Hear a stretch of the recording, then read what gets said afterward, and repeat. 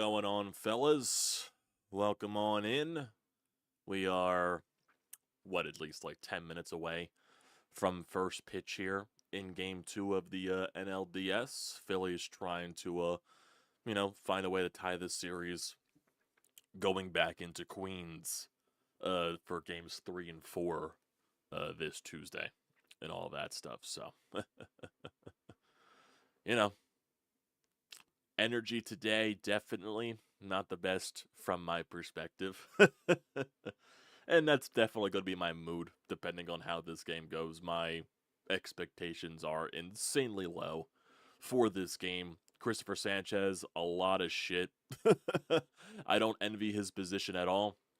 This is really his first big postseason test of his career, even though he did pitch last year in the NLCS. He was very babied in that game. What was it, Game 3, Game 4 against the Arizona Diamondbacks? Really didn't pitch that much, so this is really his first true test, and fucking gigantic test it is for trying to help your team tie the series up.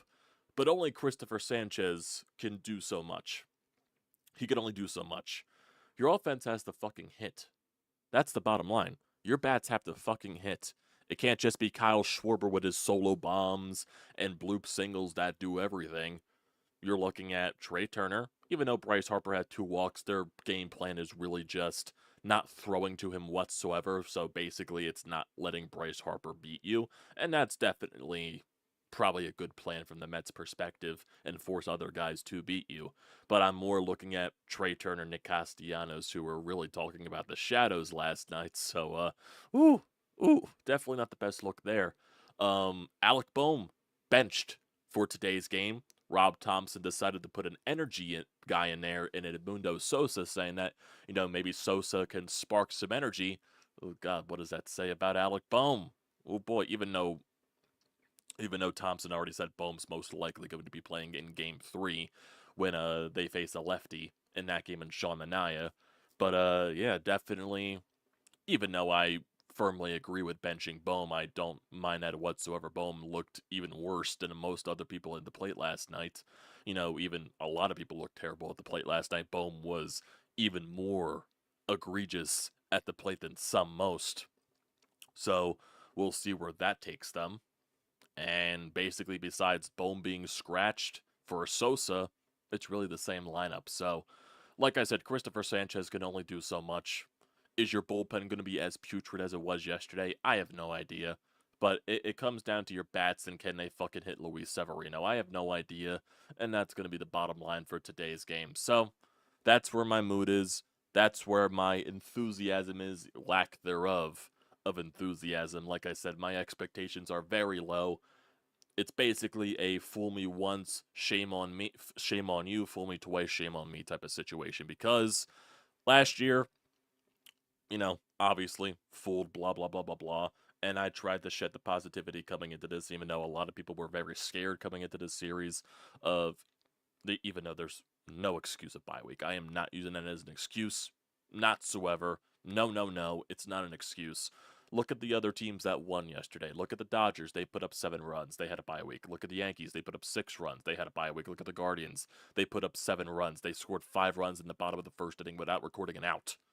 Bye week's no excuse. And I'm sure there's Phillies fans out there that are using that as an excuse. So, and the Phillies are not going to use the bye week as an excuse. I'm not expecting that statement there because they know it's not an excuse whatsoever, even though there's some Braves fans that are trying to oh, look, the bye week does actually affect your bats. No, it doesn't. No, it doesn't. Look at these other fucking teams. They're scoring runs when they had a bye week. It's not the bye week. It's your brand of team.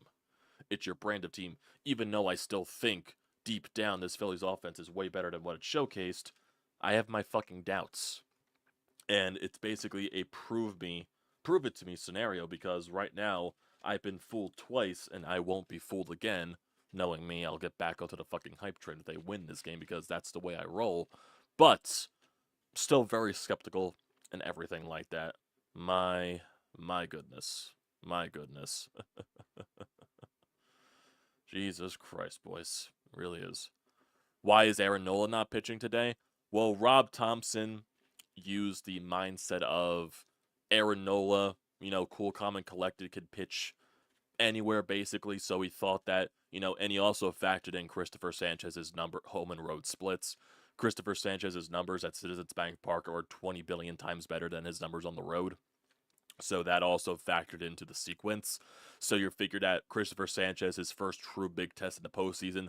Why not put him in a place where he's more comfortable at Citizens Bank Park? And then you can use Aaron Nola, the veteran, that can pitch on the road or at home, whatever you need him to do. And you give Aaron Nola the third game, basically, of this series. That was basically the mindset from Rob Thompson. Do I agree with it? We'll see how it goes. A lot of people were pushing for Christopher Sanchez to be the number 2 starter just because of the home and road split, which it does make sense at the end of the day because, like I said, it's very drastic, the difference between his home and road split. So if I just go to Christopher Sanchez so I could bring up that example. So I can show you guys this. So if I go to his, I'm not sure if Baseball Reference is going to show the splits or anything like that, but they probably will actually. They definitely would show the splits. So if I go to his splits this year for 2024, and if I go to verse home and road and everything like that, so at home at Citizens Bank Park this year for Christopher Sanchez, he is 7-3 with a 2.21 ERA in 17 games pitched at Citizens Bank Park. He has 110 innings there.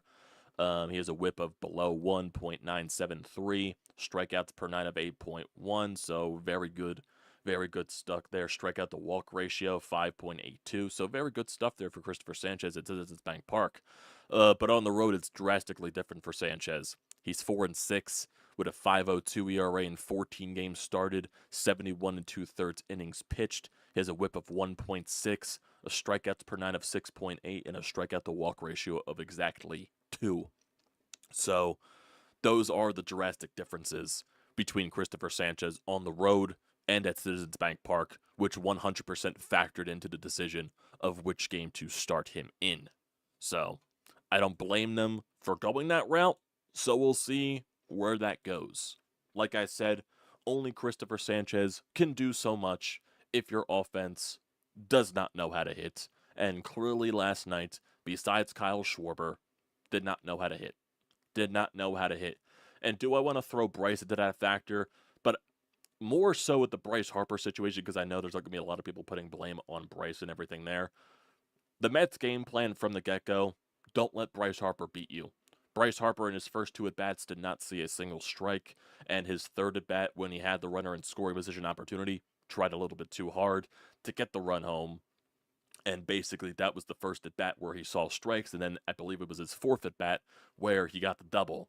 And, so really Bryce Harper, I would take a little from the blame because they really were not pitching to him when the game was close. So I'll put it right there. If you want to blame Bryce Harper, go ahead, but I'm not going to put him as much on the blame train because they just weren't pitching to him. That's basically the game plan from New York side. So really offensively, it's everybody else besides Schwarber and Harper. That's basically it there. Pitching side, Christopher Sanchez can only do so much, like I've said a billion times. And is your bullpen going to be as putrid as it was yesterday? You had to use 3 of your high-leverage guys in the 8th inning, and they all struggled. So we'll see where that takes us. We'll see where that fucking takes us. So, like I said, my confidence is at an all-time low. It really is. How do I feel about the Phillies players talking about the shadows? I don't care. Kyle Schwarber said it best. Both teams have to play in them, so it's not an excuse. Even though Nick Castellanos and Trey Turner both brought it up, Kyle Schwarber explained it best. Like, both teams have to deal with this shit, so you really can't put that as a blame. It's going to affect both teams regardless, yes, but it's not the blame for everything. What else? If we were 7-3 or even 9-1 from our last 10 games of the season, I would give credence to the bye week excuse, but we have been essentially coasting since the All-Star break, so that goes out the door. I need to see a big response tonight in continuation in Game 3. None of this is one and done BS when the offense gives you a 10-run game and then goes cold. Yeah. Let's win every remaining game. Native Phillies postseason streak to East and Nerves. Yeah, Kyle Schwarber won a World Series with the Cubs. Yeah, he has a ring. So, basically, you could really just say the only guys that do have World Series rings on this Phillies roster is Kyle Schwarber and Trey Turner. Kyle Schwarber with the Cubs, even though Kyle Schwarber was injured majority of the 2016 season, he came back for the World Series and was a huge factor offensively in that series for Chicago. So, yeah, he has a ring. Trey Turner has a ring. I'm sure he was a huge factor in that playoff run for the Nationals as well.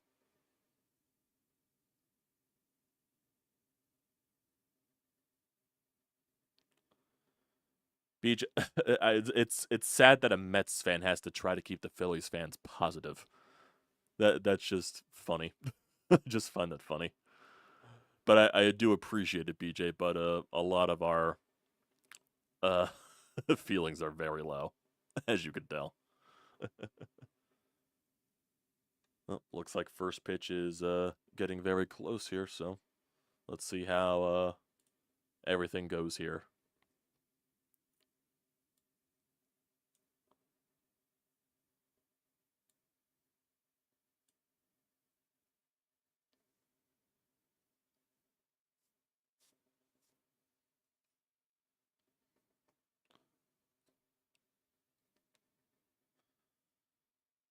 They just put it right here for Bryce Harper. He saw 20 pitches last night. 20 of those pitches were outside the strike zone. He saw 14 pitches outside the strike zone. The Mets were not pitching to him. And the only reason he got out because he got himself out with a runner in scoring position. So we'll see how everything goes today.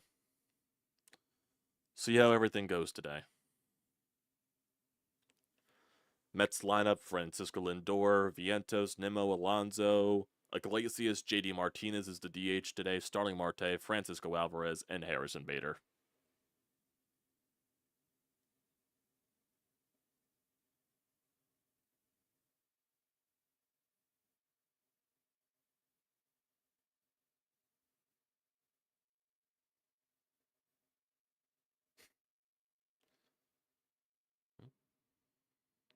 Christopher Sanchez, 11-9 on the year, 3.32 ERA, 181 and 2/3 innings pitched, only 11 home runs allowed this year.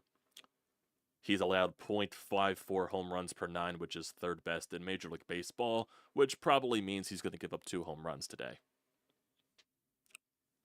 Because why the fuck not? So, Francisco Lindor to lead off. Let's see, first pitch. Takes it inside for strike 1. We'll see how today goes, boys.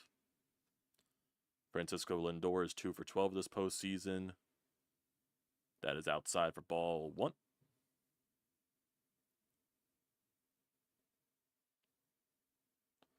Comes the 1-1 here from Christopher Sanchez.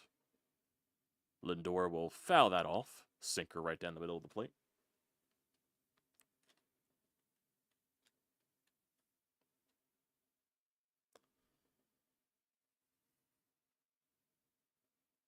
Comes the 1-2. Lindor will chop that foul.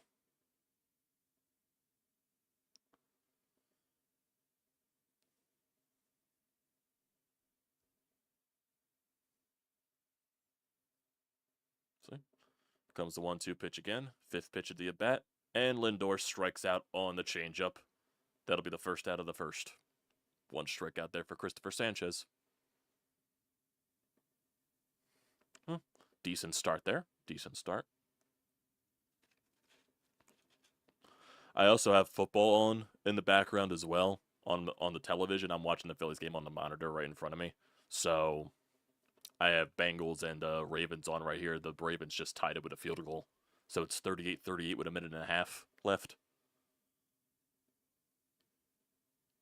Mark Vientos is up now. He was huge last night. There's a first pitch strike on a slider outside.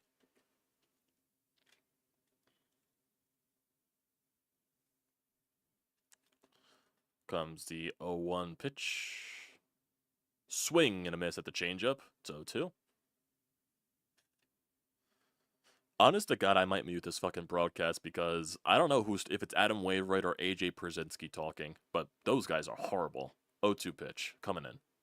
Vientos chops that foul. I might mute this broadcast, honest to God. because the complaining those guys were doing last night for both teams was just bad. It was just bad. Comes the 0-2 pitch again. Vientos will line that the other way. That is a fair ball. That'll go into the corner. That most likely will be extra bases. So Mets got a base runner on second base with 1 out.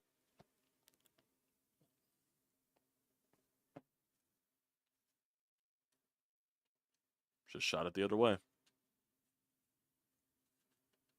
Yeah, let the sinker on the lower part of the plate stayed up a little bit.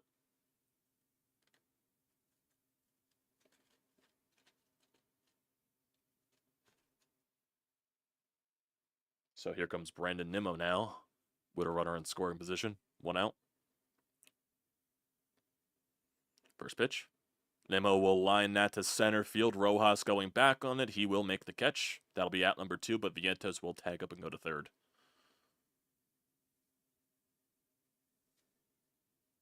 So that's 2 outs right there for Christopher Sanchez and coming Pete Alonso.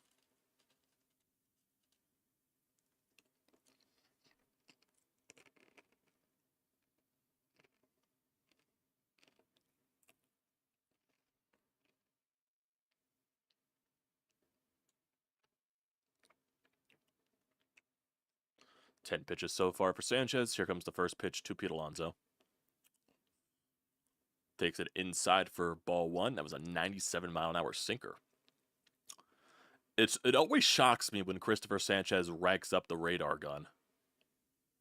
Sometimes I just don't expect it, but sometimes he could just throw it at gas for no reason.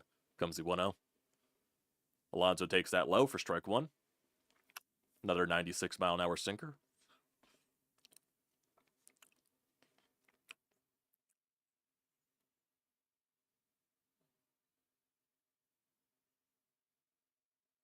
Comes the 1-1.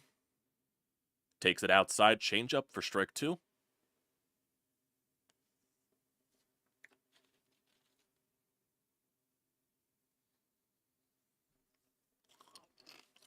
Phillies fans on their feet, waving the rally towels. Comes the 14th pitch, 1-2.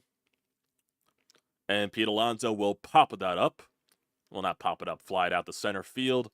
Rojas is under it. He'll make the catch, and Christopher Sanchez escapes the double. Leaves a man in scoring position. Good stuff there from Christopher Sanchez.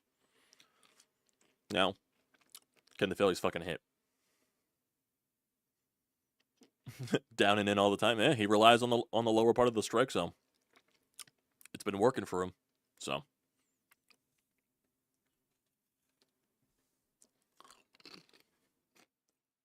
Yep, looks like Baltimore and Cincinnati are going to overtime. We'll see how that ends.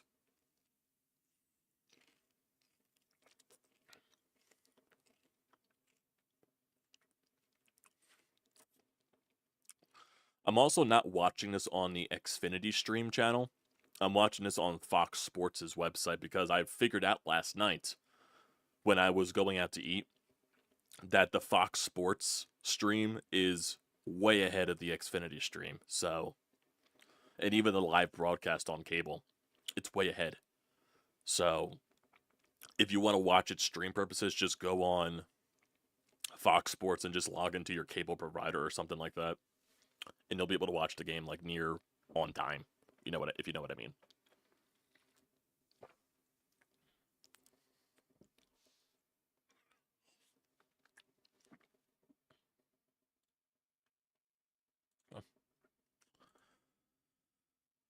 We'll see what this offense is going to look like. This is the 3rd time they're receiving Luis Severino in like the past 3 weeks.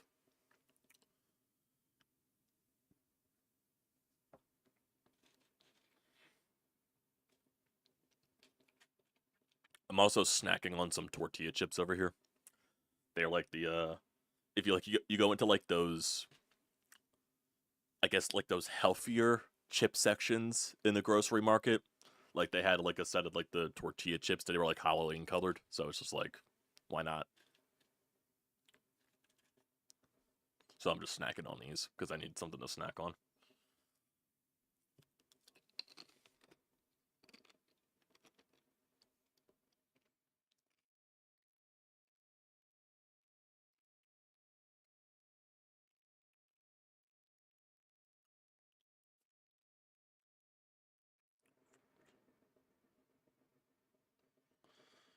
Kyle Schwarber set to lead it off here.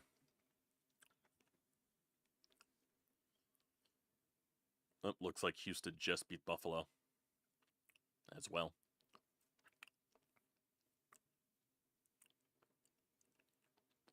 Game 1, Kyle Schwarber 2 for 5. Rest of the team 3 for 27. Jesus.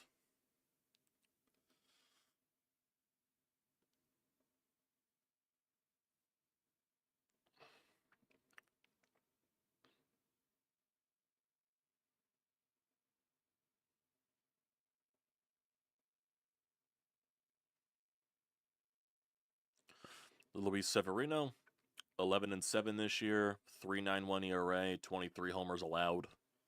We'll see.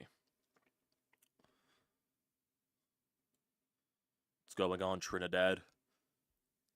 I can see you're a Mets fan, but welcome to the stream nonetheless. Here comes first pitch to Schwarber. Takes that for strike 1.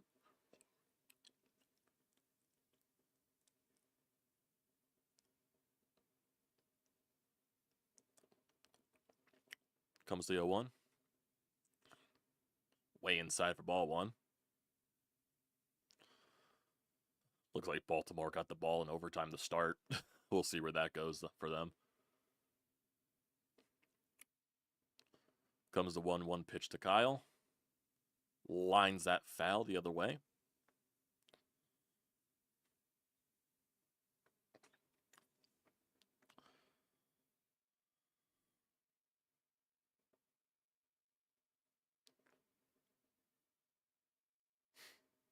Comes the 1-2. Schwarber's going to line it right to second base. Iglesias makes the play. That'll be the first out of the inning. Hit sharply, just right at Iglesias. Not a Mets fan, but I am a Yankees fan. But us New Yorkers are praying for a Yankees-Mets World Series. Are you actually playing for a Subway World Series? Viewing-wise, that would probably be really fun. But as a Phillies fan's perspective, that would probably be the biggest nightmare World Series in history. Comes the first pitch to Trey Turner. He's going to line that the other way. That will squeak through for a base hit.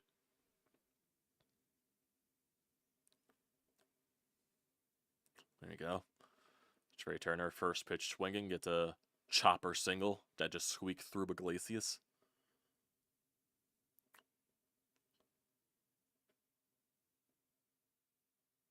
Broke his bat in the process, it sounded like. Yep, here comes Bryce Harper with a man on first. 1 out.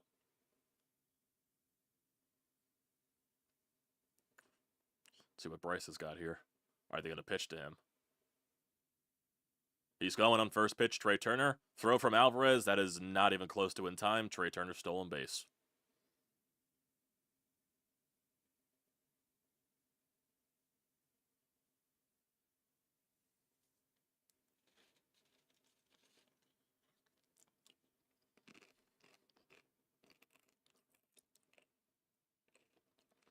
Well, here comes the 0-1 pitch to Harper. Swing and a miss at the high fastball. It's 0-2.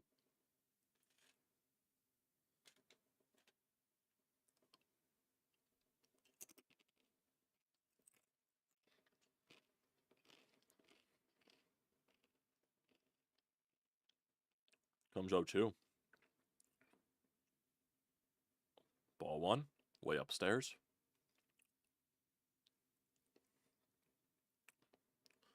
Lamar Jackson just escaped, and he's not going to get a first down.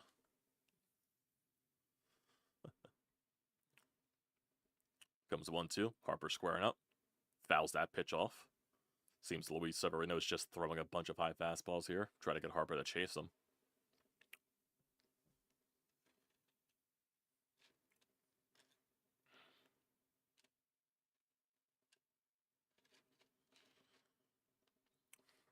Comes the 1-2 to Bryce again. Inside, try to get him to chase the sweeper or jam him a little bit, so it's 2-2. How you doing, Struggle? Welcome to the stream. It's another first down for the Ravens.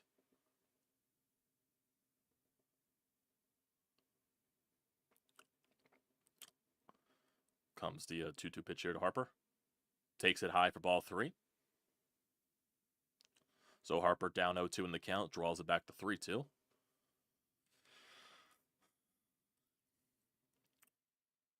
See what Harper does here. He's going to try to protect, most likely.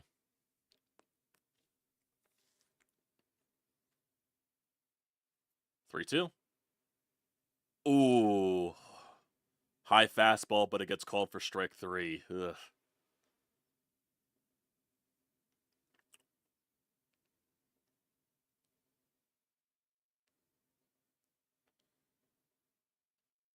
Let's look at this pitch again. That's not a strike. That is not a strike.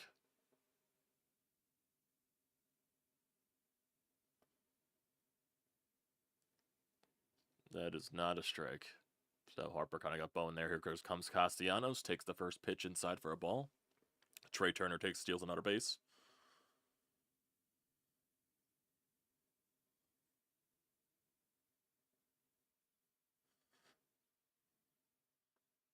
Baltimore just fumbled the ball. Here comes Castellanos 1-0. He's going to line that right to Pete Alonso. Well, that's unfortunate. Oh, yeah, this Baltimore-Cincy game has been fun. Yeah, it looks like Baltimore just fumbled it. So now Cincinnati has a chance to just go and win. All they really have to do is get in field goal range.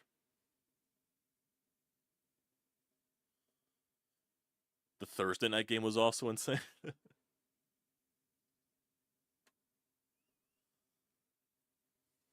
Yeah, Harper got boned there.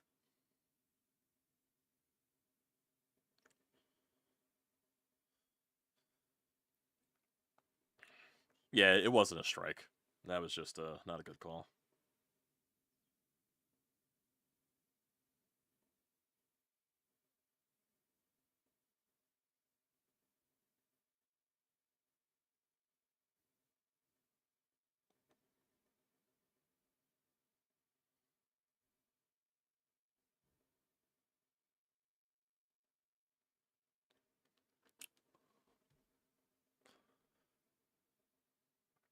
What was the Thursday night game again?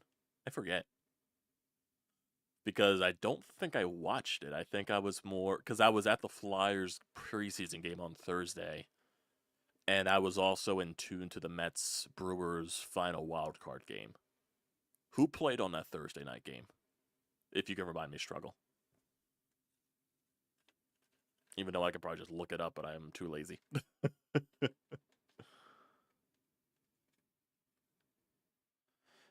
If the Phillies were to lose this series, oh yeah, I would call for changes 100%. 100%. Now, do I think they go drastic changes with the coaching staff? I don't think that's what's going to be. I think it'd be more player personnel type of thing. So, you know Turner and Harper ain't going anywhere, even though I wouldn't call for Harper to go anywhere. Schwarber, he would have 1 year left on his contract after this season, so I think Schwarber stays. Schwarber isn't the issue. Maybe you look to break up the young guys. Does Bohm or Stott get moved? I wouldn't be shocked. I wouldn't be shocked whatsoever if that's the case. Bohm, Stott, you get an actual outfielder. Because John Middleton is 100% trying to go after Juan Soto, even though the Yankees are going to make that a nightmare of a scenario, most likely. Juan Soto is a Scott Boras client. He is 100% going to hit the market, but the Yankees, the Mets, the Phillies, they're all going to be involved. No, we did not score American Loyalist. Yeah, I wouldn't be shocked if Marsh goes. I would not be shocked either. Here's Iglesias to lead off here. He takes a strike one. Yeah, I could see either one or two of Marsh, Stott, and Bohm gone. I can 100% see that. Maybe Castellanos. Maybe Castellanos too. Maybe you just completely revamp the outfield too. What about that kid from Houston who grew up? He's too old. He's too old and injury prone. I know you're talking about Chas McCormick, right? Yeah, Chas McCormick's too old. He'd be more of a platoon guy.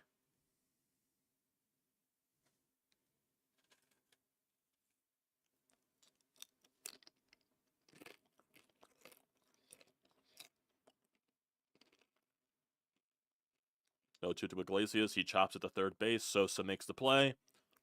and completely overthrows Bryce Harper, and Iglesias will get the second. He's going to... No, he's going to stay in the second. Well...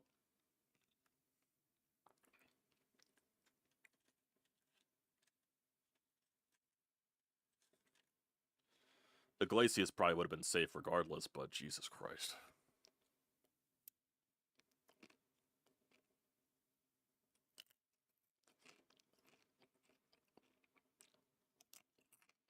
He makes a good play on the ball, just completely overthrew it. Yeah, Iglesias would have been safe regardless. Well, now it's a runner in scoring position, no outs for JD Martinez. Inside for strike one.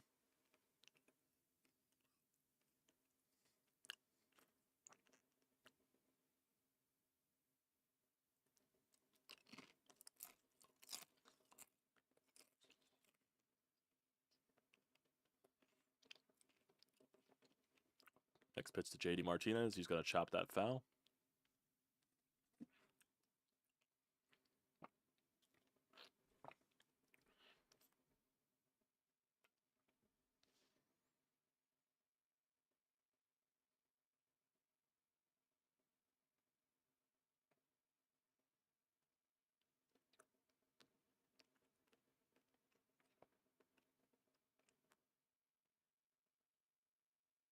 Did Cincinnati just miss the field? Yeah, Cincinnati fucking missed the field goal. What the hell?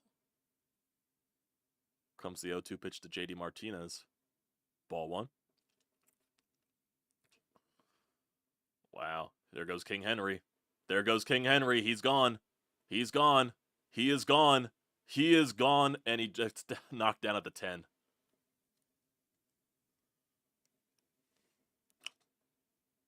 One-two pitcher to Martinez. He's going to line that one into center field. Caught by Bryson Stott. Dang, he had to reach out for that one. Tried to make the play at second, but Iglesias got back there. That was a good play.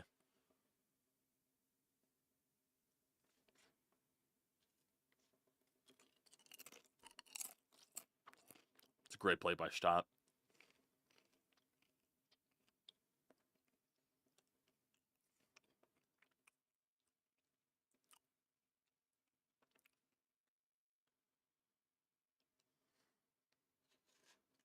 Oh, here comes Starling Marte with one out.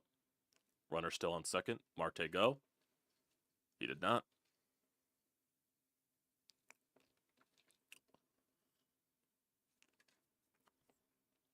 Well, that's fucking detrimental if you're a Bengals fan. You could have... You... Oh, God. Here comes the one on the Marte. He's going to line that to center field, but it'll be right at Rojas. That'll prevent Iglesias from moving. Well, two outs there from Sanchez after the mistake by Sosa. Oh, yeah, Stott's defense is 100% not an issue. Stott plays gold glove caliber defense. His offense, 100% is the issue. Like, if you were just getting last year's production out of Bryson Stott, you would be fine. But the fact that Bryson Stott just I think the Phillies personally fucked up Stott's approach. Well, here comes Alvarez with two outs. He's going to line out the other way. Bryce Harper makes the play, and that'll end the inning. After the Sosa misplay, Stott and Bryce step up defensively. So, Christopher Sanchez escapes another situation, even though it wasn't his fault. The error by Sosa.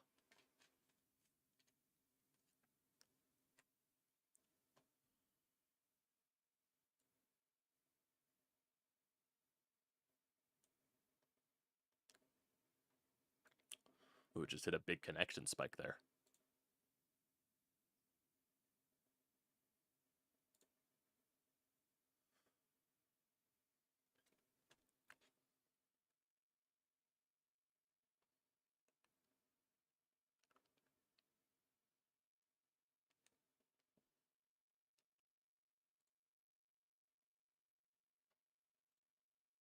There we go.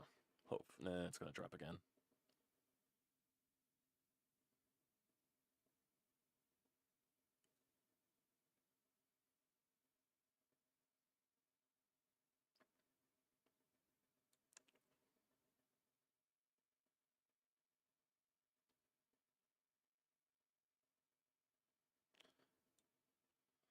Are the connection issues going to stop? Are we good? Nah, it's still dropping.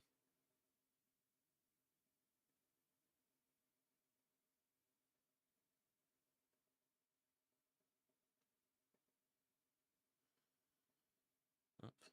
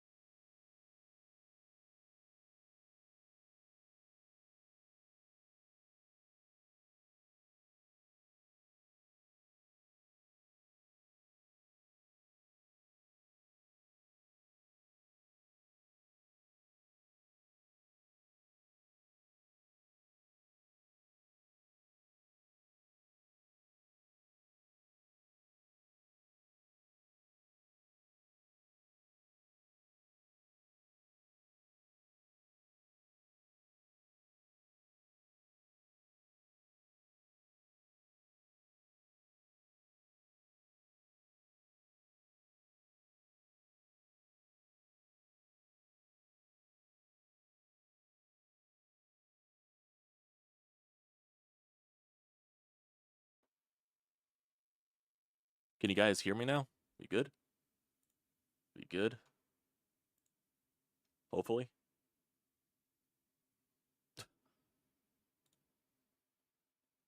Can you guys hear me? See me? Anything?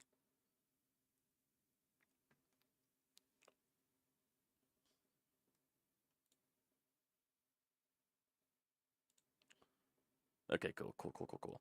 I literally just had to hit on OBS. I just literally had to restart streaming on OBS, and it looks like it's fine right now. So hopefully that'll sustain itself now. Hopefully.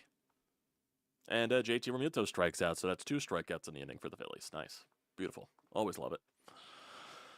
Ugh. Damn. I don't have Verizon, I have Xfinity. If I had Verizon, I probably wouldn't be dealing with it as much.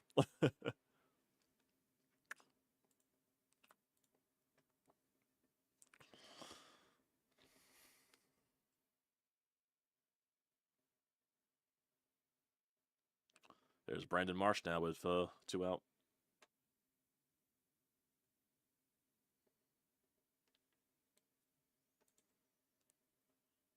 Hopefully people can join the stream back now that the internet's more stable. Brandon Marsh the other way. That looks like it'll stay in and will be out number 3. Well, that was a quick inning. Always lovely.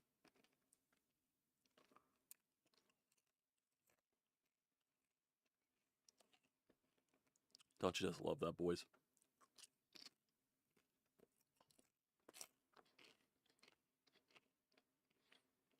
Unreal.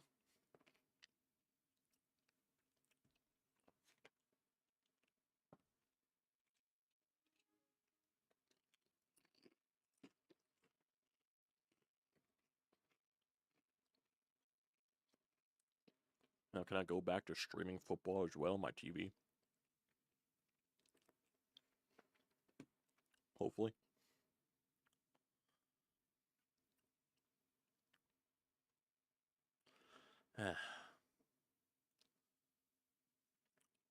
So what's this next game? It's Packers and Rams, it looks like. Yeah, Packers and Rams just started. Looks like, yep, Packers just scored a touchdown. And it's under review, though.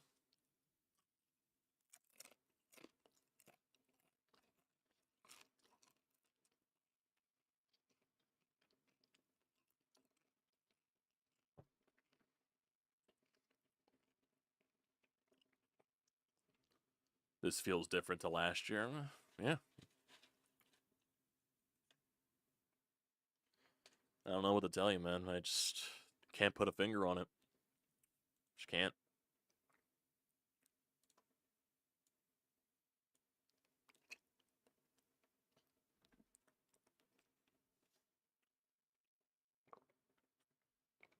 Jesus.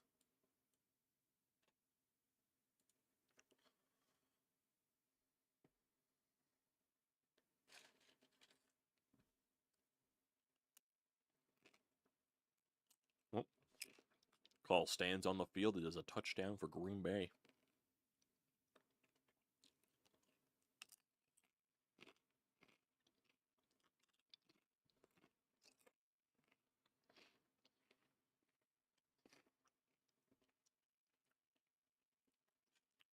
Well, Phillies don't look hungry.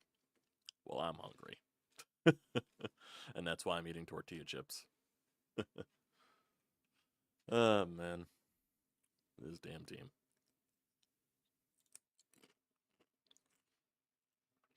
As we are waiting for the fucking game to come back on. Hopefully.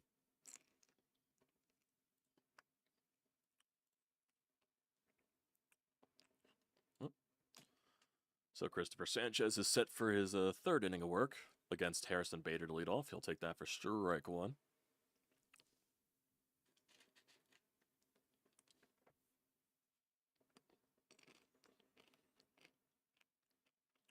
Oh, 1 pitch. Low for ball one.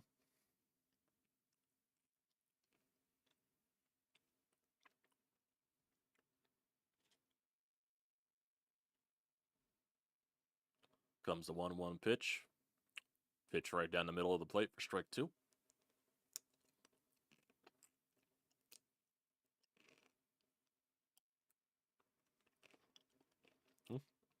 Comes the 1-2 pitch. That'll be chopped right back to Christopher Sanchez. That'll be the first out.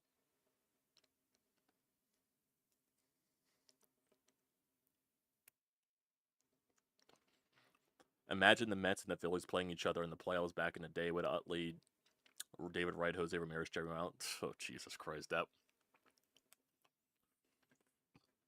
The rivalry was really intense back then. Both cities probably would have burned down if that was the case.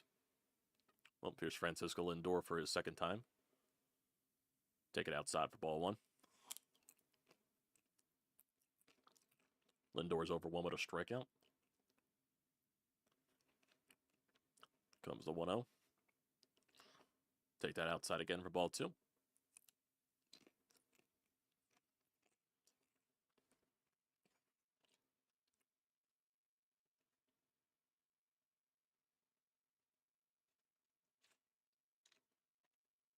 Comes the 2-0. Fouls that pitch all A. Be the first strike.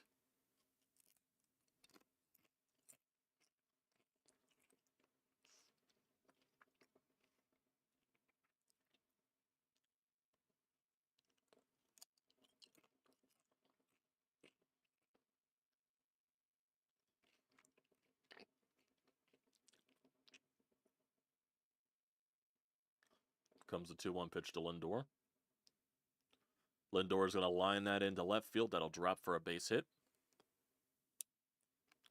Man on and 1 out for Vientos. So far, Sanchez has a lot of base runner in every inning.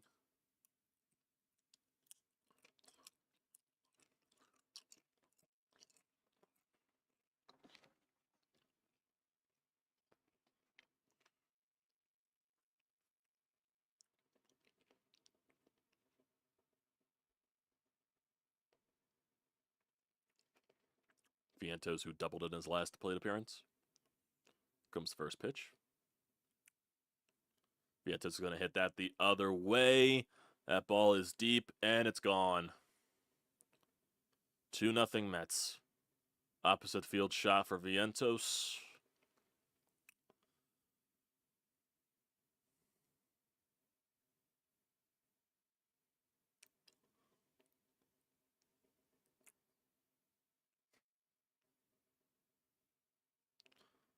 Ball just kept carrying.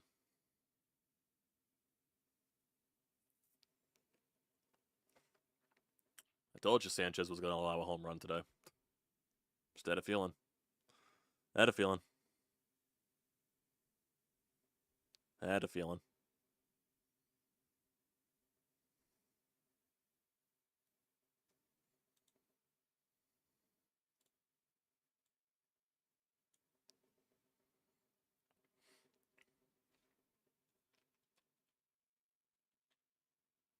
Comes Brandon Nimmo.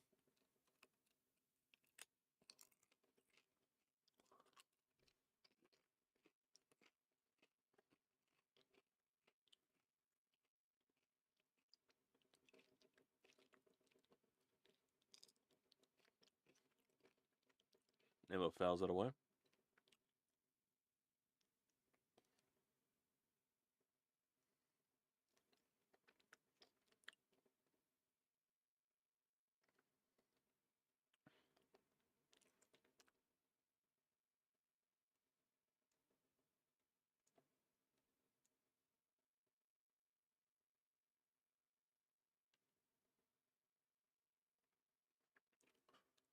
Having fun, Trinidad? Having fun? 1-2 pitch to Nimmo. Fouls it away.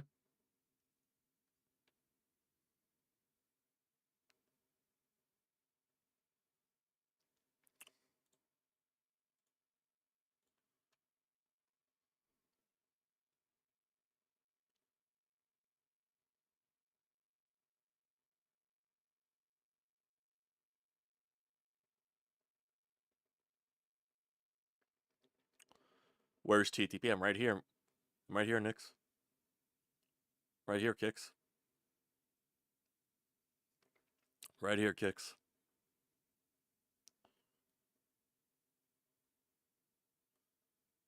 I mean, Nimmo's going to ground that one to Sosa, make the play, and he will be safe at first base.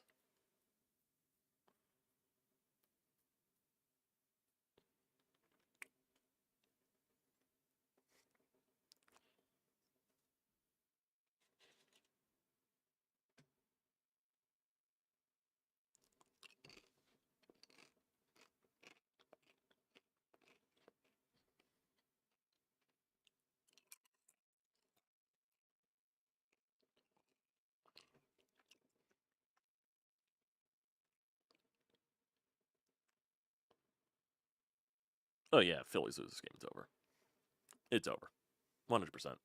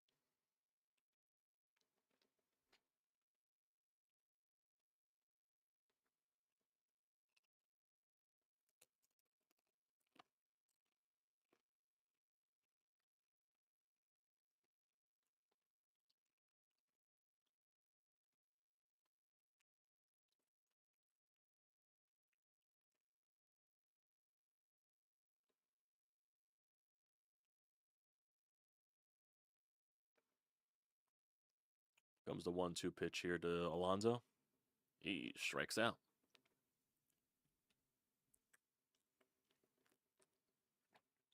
Two outs in the inning. Here comes Iglesias.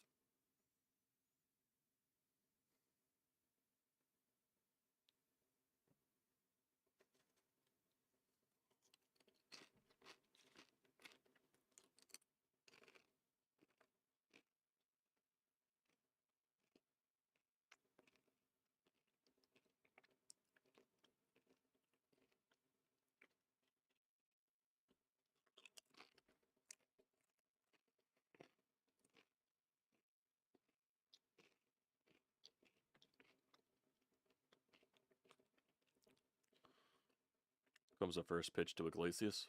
That is a ball.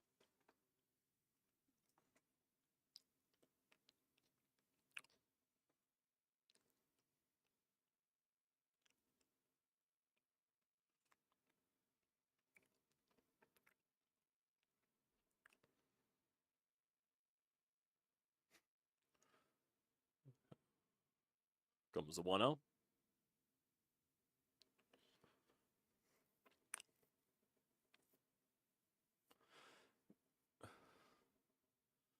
BJ, yeah, I know it's technically, yes, it's not over. There's still a chance for the Phillies to come back, but it's just like I got so many major NLCS vibes from last night's game that I just lost it.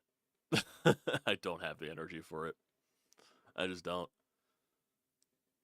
And I was the one that was telling people last year, oh, they're still up, blah, blah, blah, they'll still win this series. Nope, I was proven wrong.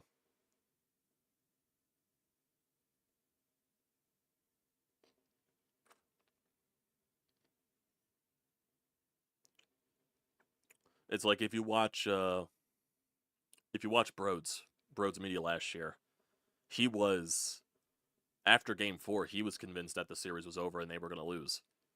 He didn't want to admit it, but that's what he felt like because they let the Diamondbacks back into the series. And his mood was just completely different the entire series because he thought they were just going to lose. And they knew they were going to lose. That was my emotion last night. I just got too many major similarities.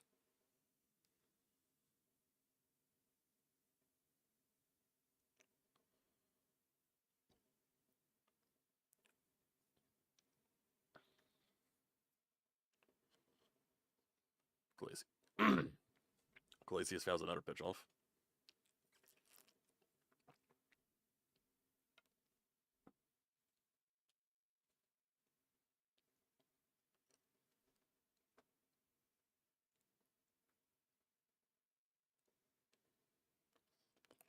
$50 pitches already for Sanchez. For a lot of pitches as an inning, but he does get Iglesias a strikeout. That'll end the inning.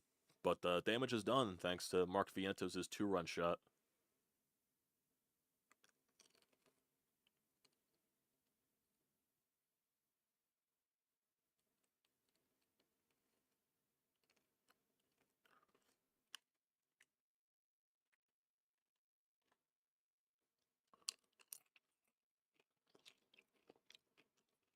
How about that Padres-Dodgers game last night, though? That was crazy. Padres went up 3-0 early on Yamamoto. He looked terrible. Dodgers still end up winning because they get the Dylan Cease in the bullpen. Ohtani with his huge 3-run shot. Ohtani, first postseason action.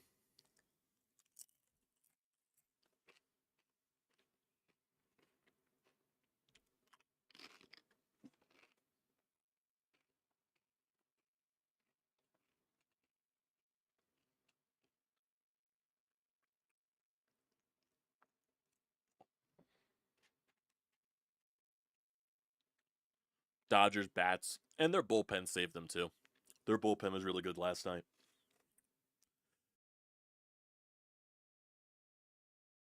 But we all knew that was going to be the weakness of the Dodgers coming in was their starting rotation. Their starting rotation is banged up the hell. They got Jack Flaherty going tonight, and he's been good for them since being traded over. So we'll see if that helps them get to a 2-0 series lead because that'll be very helpful for them against San Diego. But, yeah, we all knew their rotation was their weakness. That was basically it. Lineup was basically their saving grace, and their bullpen has been solid.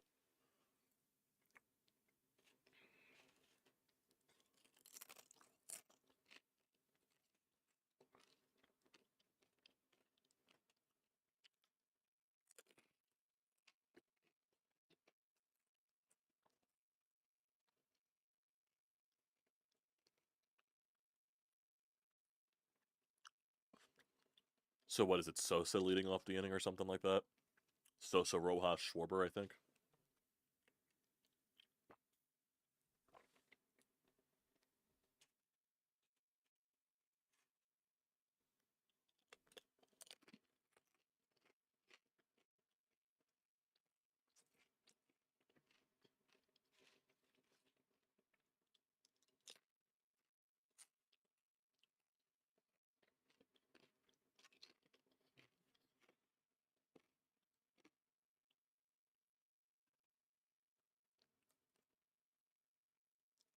I'm just munching on these chips at this point.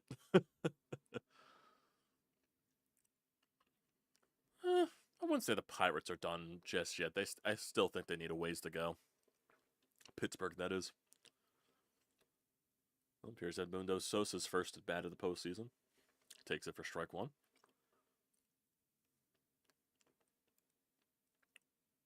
Comes the 0-1. Sosa fouls that away.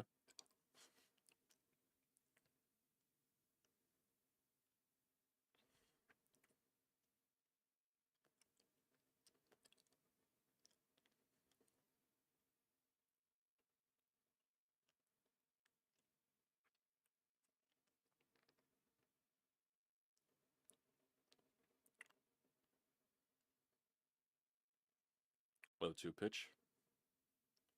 And he swings and misses. Strike 3.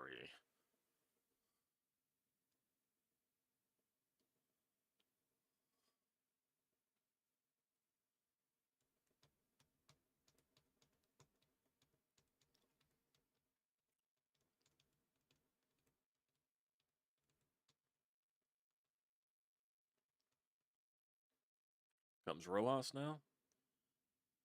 Tried the bunt there. It pops it up and it'll go foul.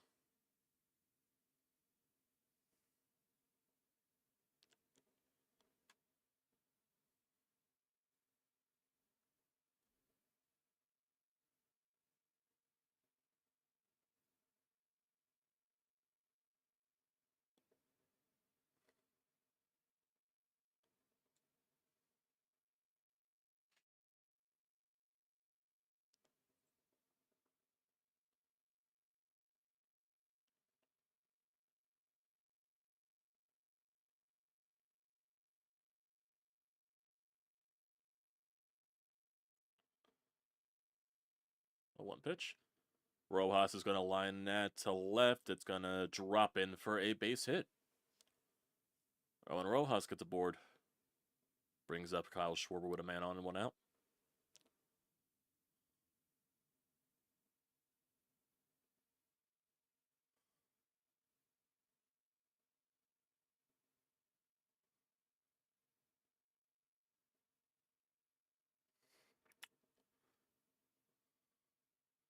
Starting to see why John Fisher thinks payroll is not worth the money. If you're agreeing with John Fisher, owner of the Oakland A's, then you have a very flawed mindset. Very flawed mindset.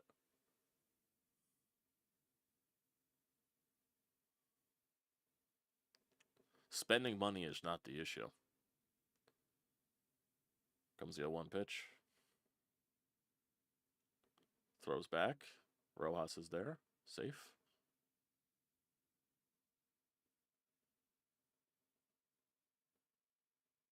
Are the Mets trying to look at this?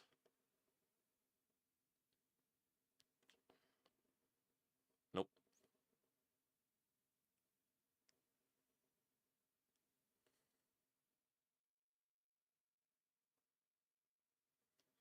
Comes the 0-1 pitch to Schwarber. Takes it right down the middle for strike 2.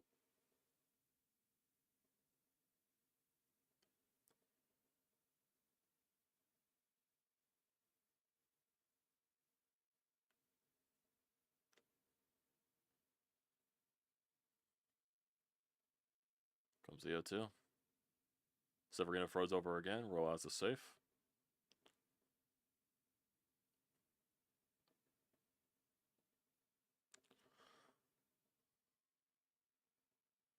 Well, bats going cold is not because you spent money. Bats going cold is because the bats went cold.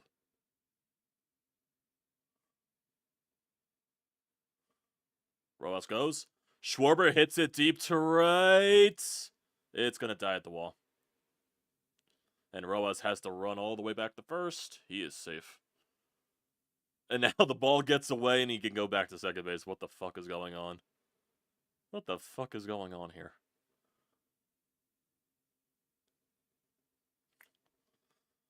So Rojas tries to steal second base. Schwarber hits it to the fucking warning track. Has to go back to first. Mets throw it all over the place. And you end up at second regardless. Jesus fucking Christ.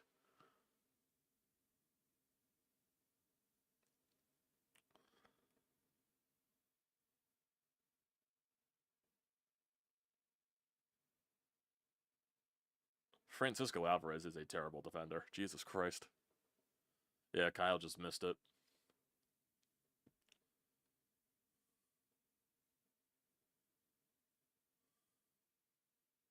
Yeah, he got jammed just a little bit. Yeah, and Kyle knew he missed it. Francisco Alvarez is such a terrible defender.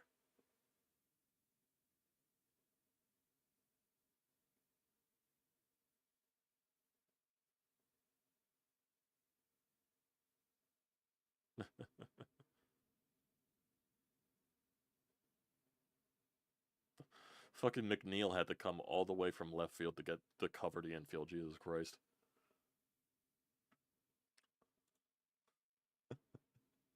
Well, that was a weird sequence. Well, here's Trey Turner, who singled in his first at bat. He will swing and miss at the sweeper.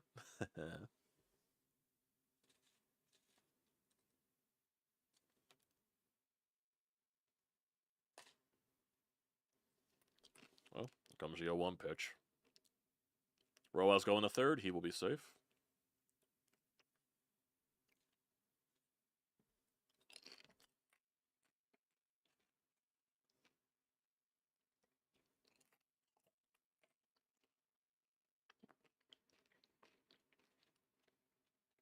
It was interesting. Turner was going to fucking lay down a bunt with 2 outs. Comes a 1-1.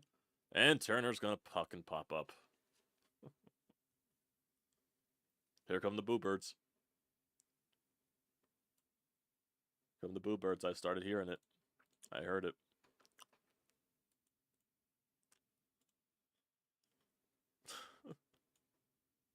Unreal. Unreal. I don't even know why I'm saying unreal. It's too predictable.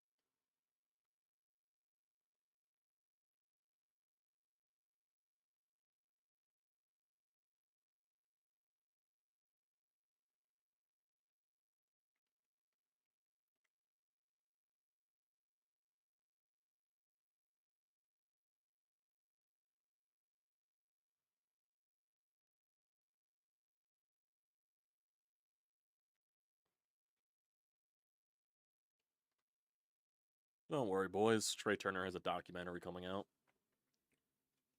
Don't worry. Don't worry.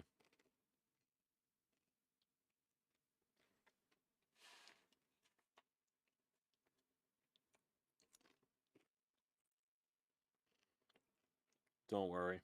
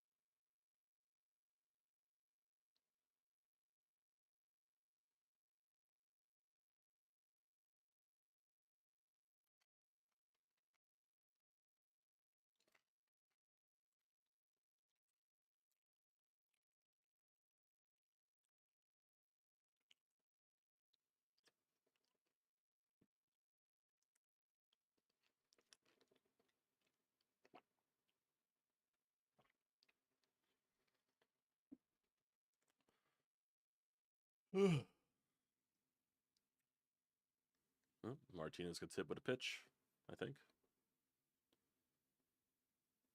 No. Nope, ball bounced first before it hit him, it looks like. No, it didn't.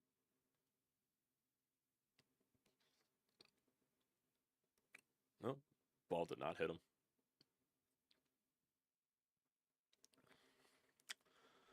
Comes a 2-2. Fouls that away.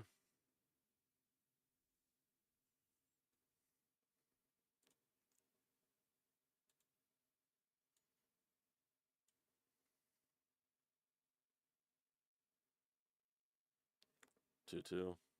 Martinez will chop that to Sosa. He'll make the play first. That's the first out of the inning.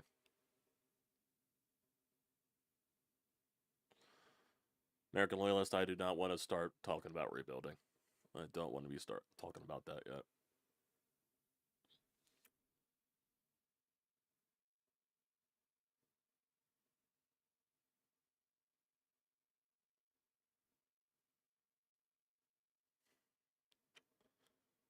Marte's up now.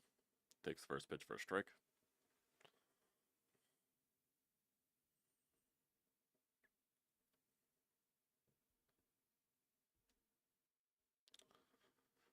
Comes the 0-1 pitch. Swing and a miss. Strike 2.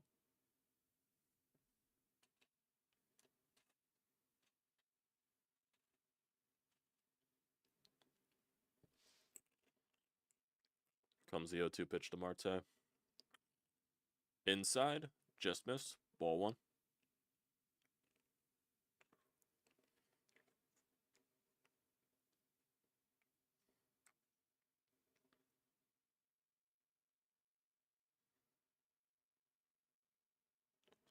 Fouled off by Marte.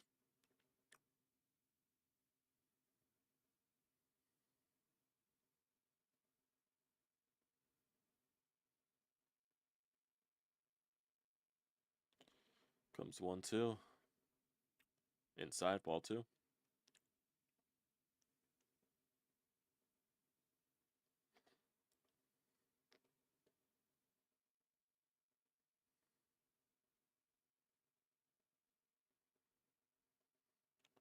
Two 2 pitch. Marte lines at the third. It'll be foul.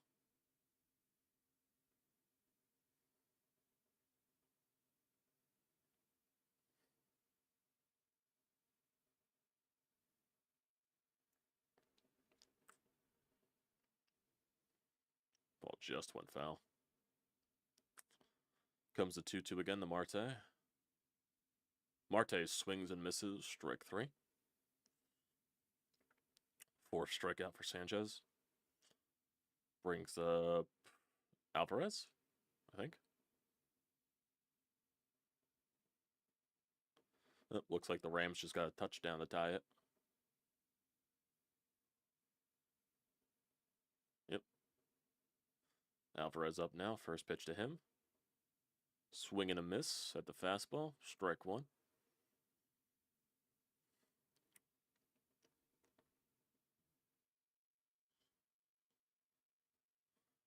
Comes the 0-1 pitch. Swing and a miss. Strike two. I'm going to say something. Francisco Alvarez does not look 21, 22 years old. I'm going to be honest. Man looks like he's 30. He looks old.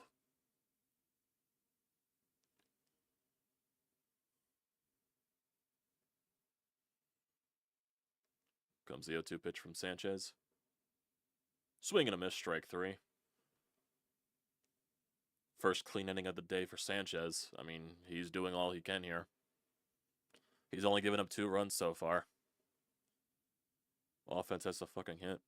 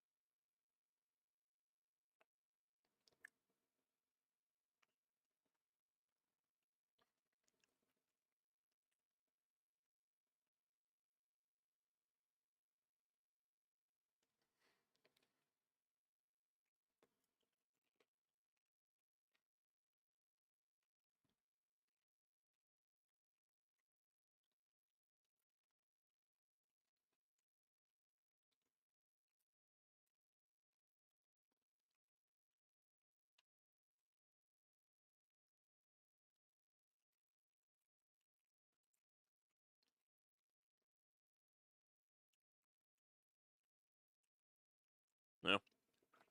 Sanchez has been besides the home run. Sanchez has been fine.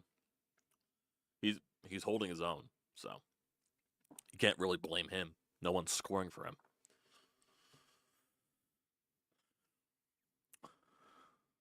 The Lancaster Barnstormers? What the fuck is that?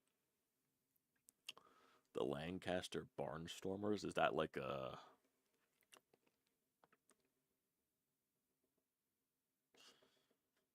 It's a baseball team?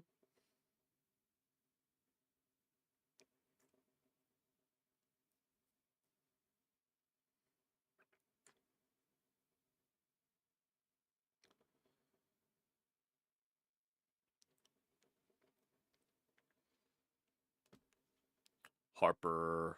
Yep, Harper Castellanos and stop batting, isn't it? So, we'll see if they'll pitch to Harper again.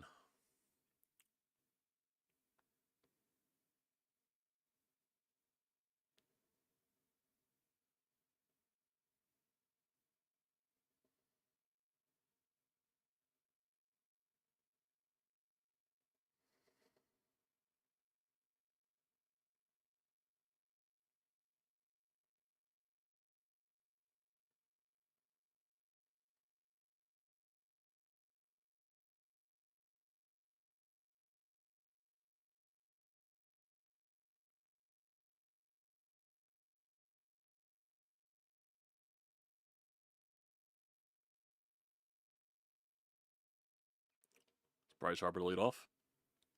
Takes that for ball one. Checked his swing. He did not go.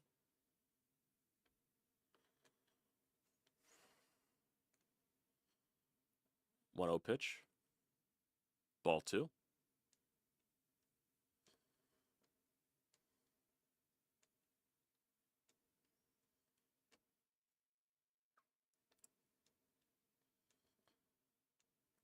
Comes a 2-0.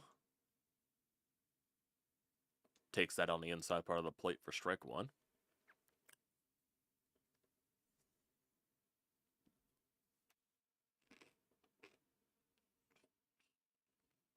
Comes the 2-1. Harper the other way. That'll go foul.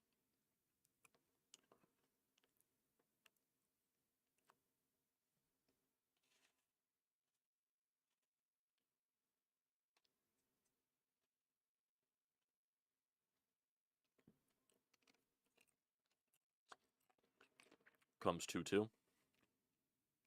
Swing and a miss, strike 3.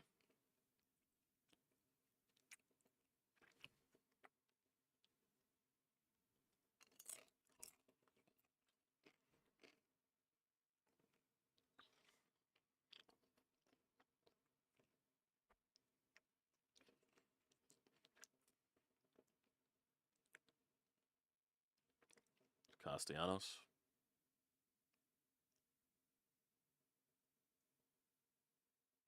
Swing and a miss for strike 1 with the slider.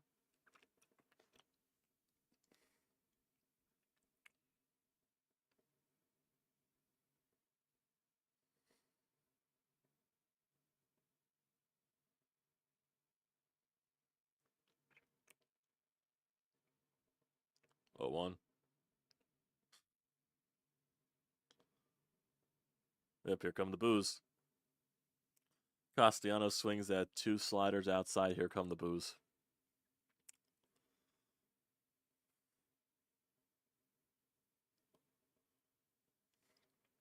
0-2 pitch. Why not go outside there again?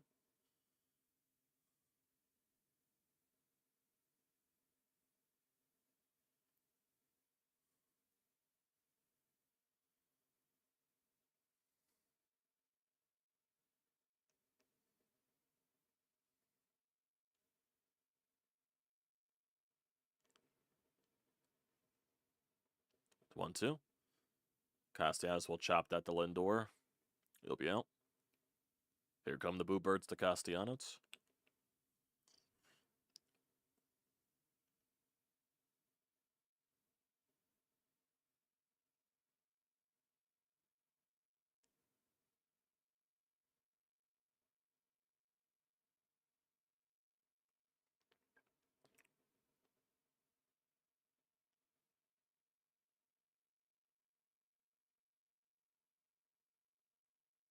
Bryson stop with 2 outs. Inside for ball 1.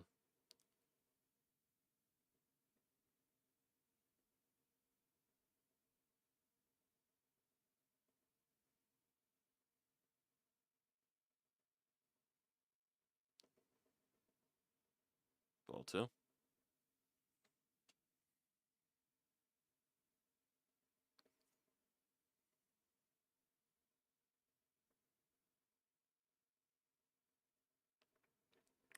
Comes a 2-0. Stott's going to line that the first. That'll be a base hit. Stott gets aboard with 2 outs. Nice rip. JT coming up now.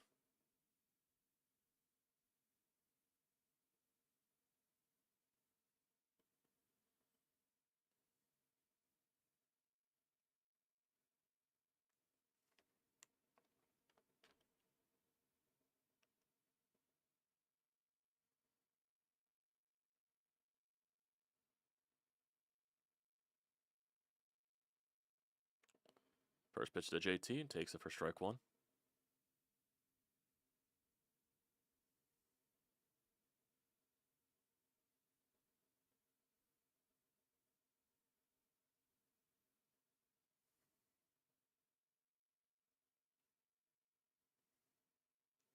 Next pitch to JT. Takes it low for ball 1.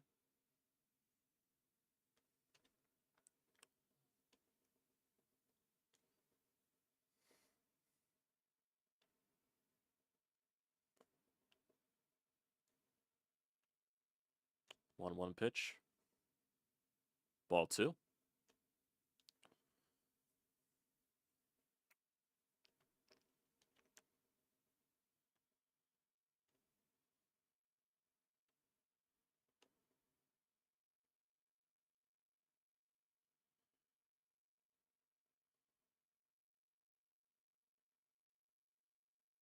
Two one. Stott goes. He is out. Stott gets caught stealing.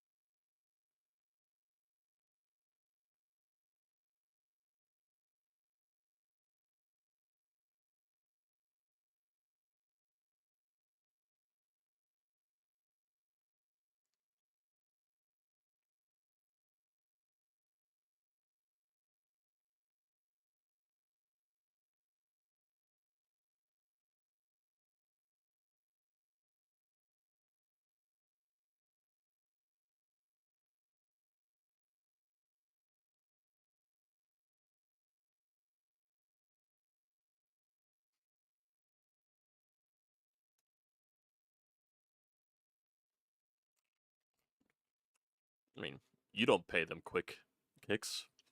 You don't pay them. It's not your money.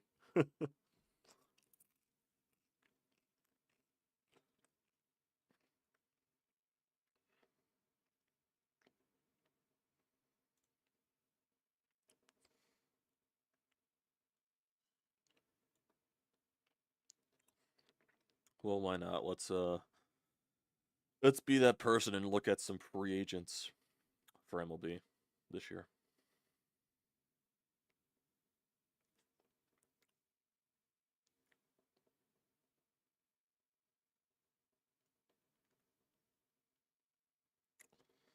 So if we look at our free agents this year, for this off seasons technically. So I'm on Spot Track because they just give you like I guess the best viewpoint of this. Let's see. The two pitcher, I guess, because they estimated by their previous AAV. Yeah. So you're not going after Max Scherzer or Justin Verlander. Those guys are probably close to very close to retirement at this point. Garrett Cole has an opt-out, but he probably will not opt out of his contract with New York. Juan Soto's a free agent. He's a Boris client. He'll hit the market. Blake Snell, he has a player option with the Giants if he'll accept that or not. Cody Bellinger has an opt-out of his contract with the Cubs, so we'll see if he accepts that or not. Goldschmidt's a free agent. Teoscar Hernandez is a free agent. Robbie Ray has an opt-out of his contract. Pete Alonso's a free agent. Bregman's a free agent. Charlie Morton's a free agent. You're probably not going to go after him. Michael Conforto's a free agent. Reese has an opt-out in his contract. Josh Bell's a free agent. Kenley Jansen's a free agent.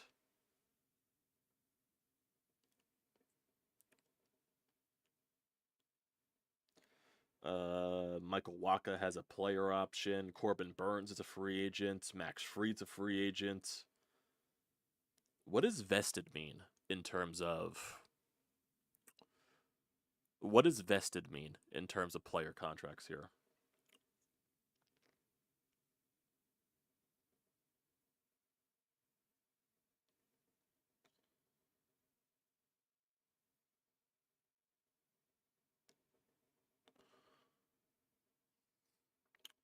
A vesting option is an optional year at the end of the contract that becomes guaranteed if the player reaches certain performance incentives. Okay. So if they reach certain incentives, I guess they get another year in their contract. So Presley has a vested option. Nathan Eovaldi's vested as well, so there's probably certain things going on there. Gleyber Torres will be a free agent. Jack Flaherty will be a free agent. Sean Manaea has a player option. Mark Canna's a free agent. Shane Bieber will be a free agent, but he'll be still recovering from Tommy John surgery. Jose Quintana's a free agent. Luis Severino will be a free agent. Justin Turner will be a free agent. Nick Martinez has a player option with the Reds. Andrew Heaney is a free agent. Ross Stripling's a free agent. Jock Peterson has a mutual option with the Diamondbacks, so I don't know what that means. Willie Adames is a free agent. Anthony DeSclafani is a free agent. Yusei Kikuchi is a free agent. JD Martinez is a free agent. Santander is a free agent. Eugenio Suarez has a club option with the Diamondbacks. Christian Walker will be a free agent. Harrison Bader will be a... Man, the Mets have a lot of free agents. Chapman will be a free agent. No one's going to go after him.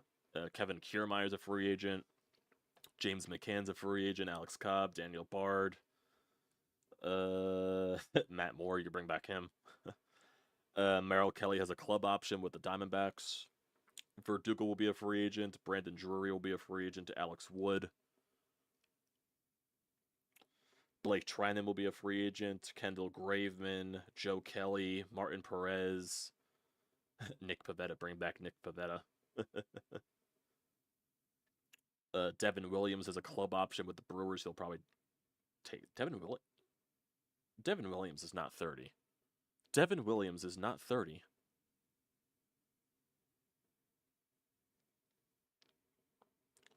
He is 30? What the fuck? I did not think that Devin Williams was 30. He had to have just turned out. He had to have just become a free agent. He had to have just turned 30.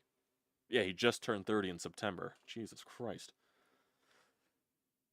What about Nola? Nola already extended with the Phillies.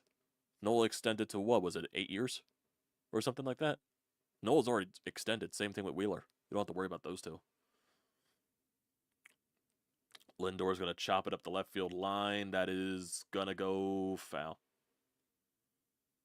Foul.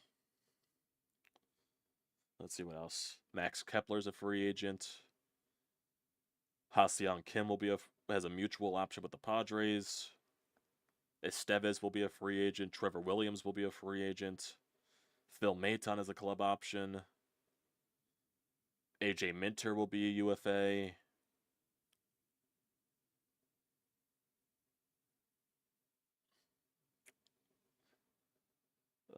Tyler O'Neill will be a free agent. Tanner Scott will be a free agent. Yimi Garcia will be a free agent. Lindor's going to chop it the other way. That'll be an out. Will Smith, Joey Gallo, McCutcheon, Jason Hayward. Then you're starting to get into the lower guys right here. Adam Ottavino will be a free agent. Michael Lorenzen's a free agent. Who else? Yeah, then you're really getting into guys that really probably won't make much of a difference.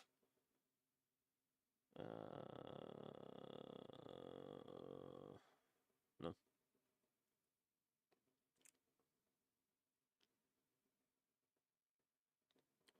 Well, here's Vientos up here.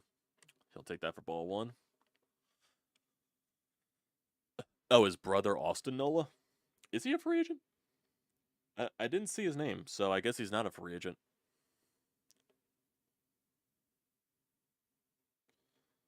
Let's see, Austin Nola.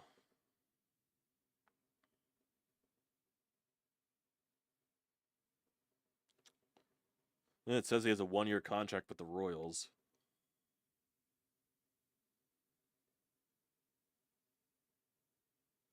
Nope, he's not a UFA until 2026. So it says his contract is buried, so I don't know what that means, but he's not a free agent until 2026, according to this. So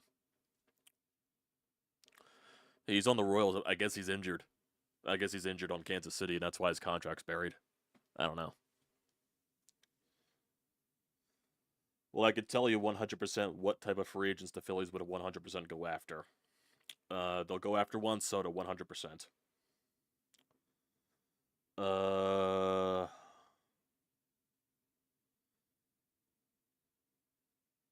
If Teoscar Hernandez hit the market, I wouldn't be shocked if they went after him. Maybe you find a way to get rid of Castellanos. Teoscar Hernandez is the Castellanos replacement. But I'm like really just picking at stuff here. And Vientos walks. Who else? They get rid of Bohm to go after Alex Bregman, but then you're really getting into a very old roster. Alex Bregman is only 30, so just how much do you really want to pay that guy? Then you also got to handle whether do the Phillies tap into the Japanese market.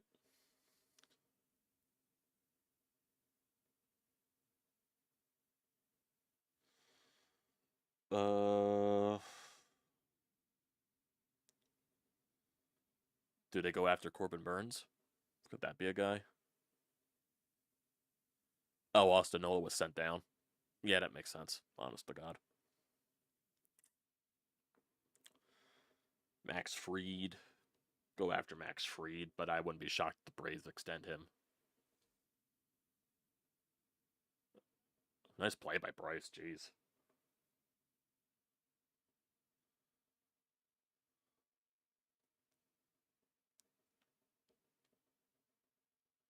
Nah, Harper's not going to be out next year with an injury. No, he's not. Harper won't be missing any time with injury next year. To start, at least, hopefully. Unless something goes completely wrong in the offseason. Or spring. How many years left for the window? I think as long as you have Bryce Harper playing the way he is at this point in his career, you're always going to have a chance. For Zach Wheeler's case, since you basically just extended him after, I don't know when, I feel like when does this extension kick in, after this year or something like that, after next year? Zach Wheeler, I think he has a couple of more years left of dominance because I throw into the factor he was injured a lot early in his career, and maybe now he's just more fresher in terms of longevity. So maybe that could help in that case of him, being more dominant once he gets older. He's like 34. I say you got a few more years of dominant Zach Wheeler left. 35, 36. Pitchers can still dominate when they get into their late 30s. Nola, he's basically right around Bryce's age, so you got Nola for a while. You're going to have Trey Turner for a long time, so you're just going to have to live with that. So, you make some free agent signings, you make some trades. Hopefully, kids that you got from the prospect system develop properly. Like, they're really high on Aiden Miller. You got to hope Andrew Painter develops properly, especially coming off of Tommy John. Justin Crawford, do they do something with him? I have no idea.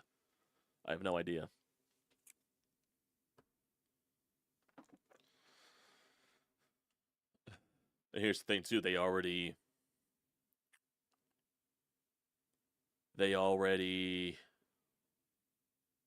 extended Sanchez. So you got 3 pitchers in your rotation that are extended. Wheeler's extended, Nola's extended, and Sanchez is extended. That leaves out Ranger Suarez, who I don't think they're going to extend because I think they're just, at this point, this guy just cannot pitch a full season. So I just don't think that's going to be the case. I'm sure they'll try to find a way to bury out Taijuan Walker's contract just to get him off the books.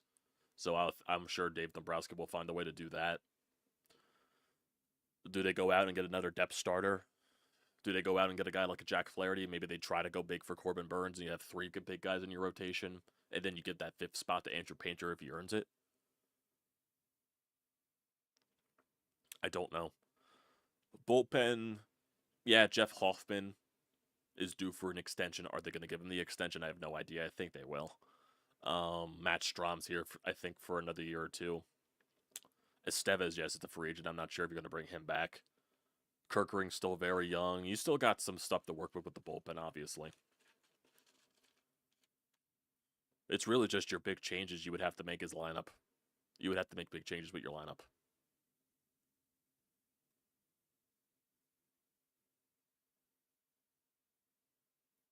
Yeah, Mick Abel ain't going to be anything, sadly. Mick Abel ain't going to be anything. His development just didn't develop in anything. He's also almost like 24, 25 at this point. You just got to hope that Andrew Painter can figure out a way through, because I'm sure at this rate he's slowly coming back from Tommy John. So we'll see where that goes.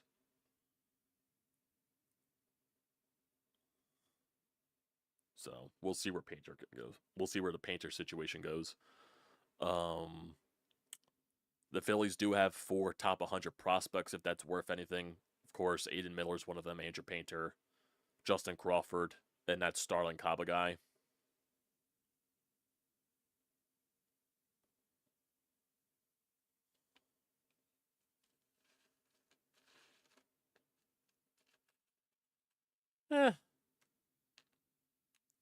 I don't think the Flyers are ready to tap in the free agency just yet.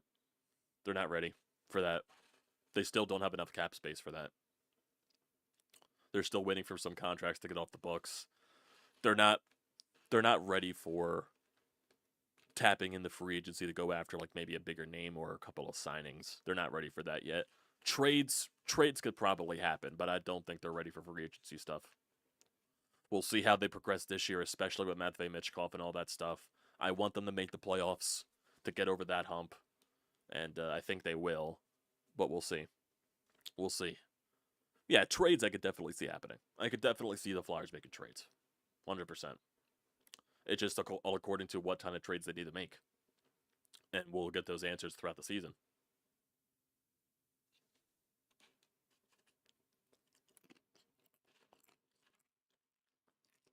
It's getting so bad that I'm bringing up Flyers talk. It's gotten that bad, boys. Will the Flyers be able to spend next year? Well, we'll see where the cap space goes. We'll see where the cap space goes.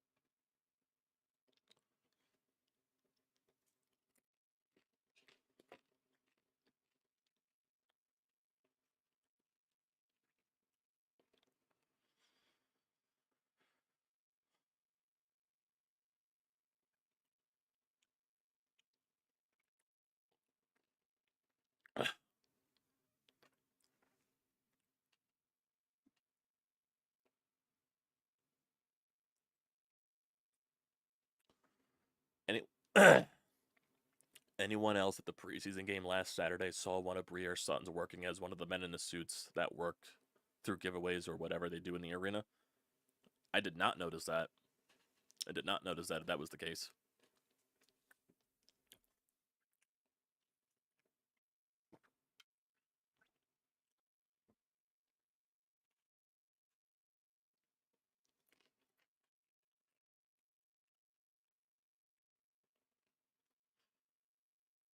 So we'll chop at the third. That'll be an out.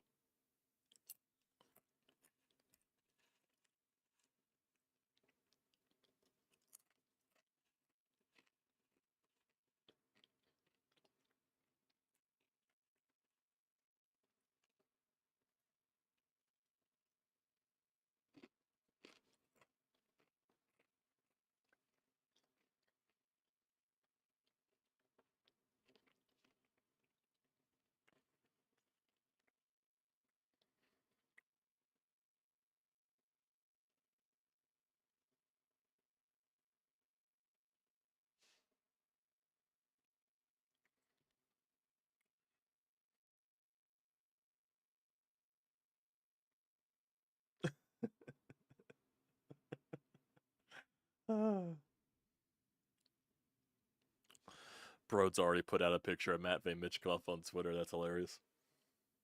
Wait, I gotta send him some. I gotta text him something. I gotta text him something. Let's see. Where is the fucking? Come on, where's the GIF at? Why does it always get deleted?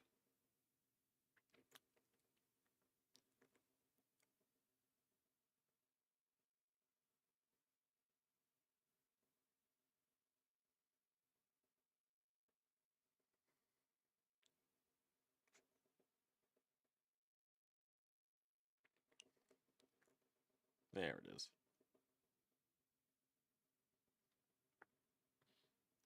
That better work as a GIF in my photos. There we go.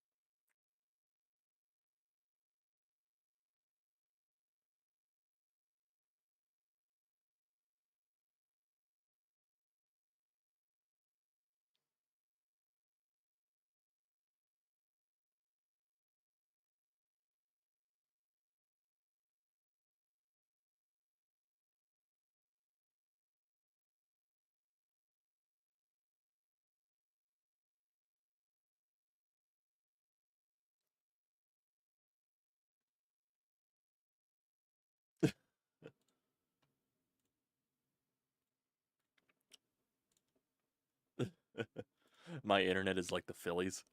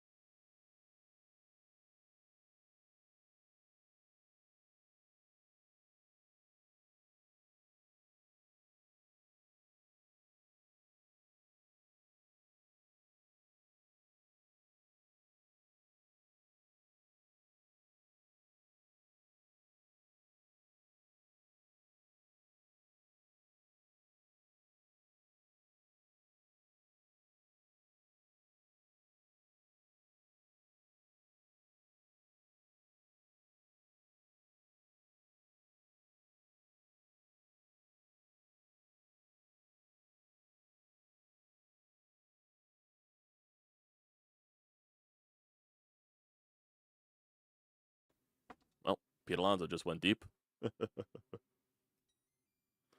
Gotta turn my fan on. It's getting hot in here. So I apologize if you hear the fan in the background.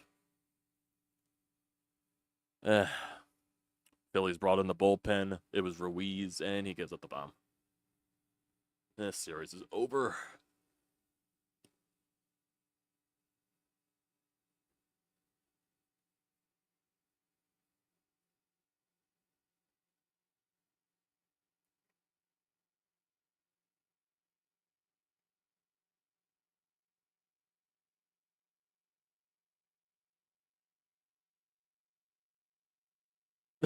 I hate this team so much. uh,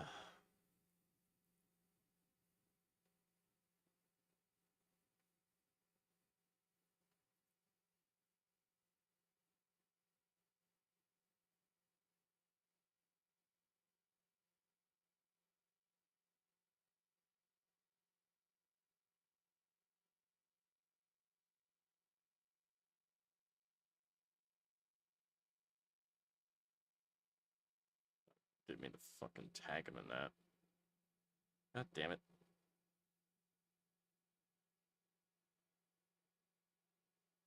Wait, did it send a message? What the fuck is going on here?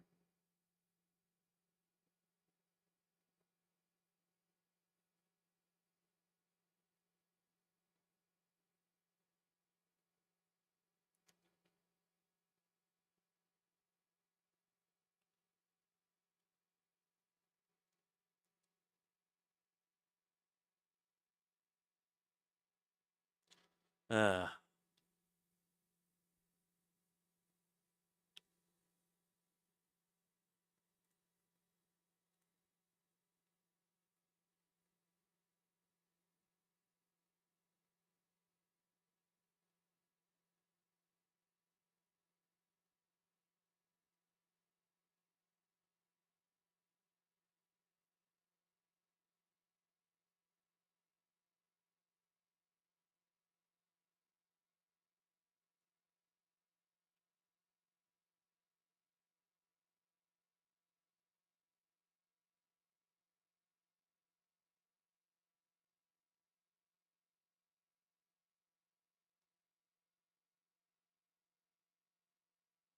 how many pitches was Sanchez at that I want to see? How many pitches was he at?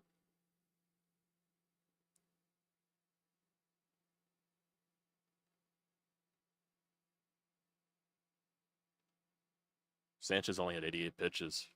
So, Marte to center. That'll be an out.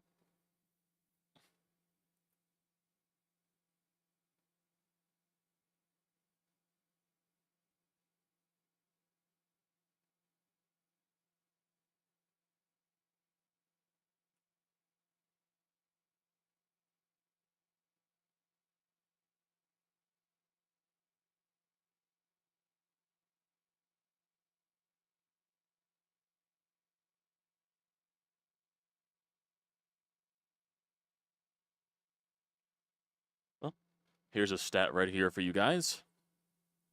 Phillies starters through 2 games in this series. 12 innings pitched, 6 hits, 2 earned runs, 6 walks, 14 strikeouts. Phillies bats in those 12 innings, 5 hits and 40 plate appearances, 1 run, 4 walks, and 11 strikeouts.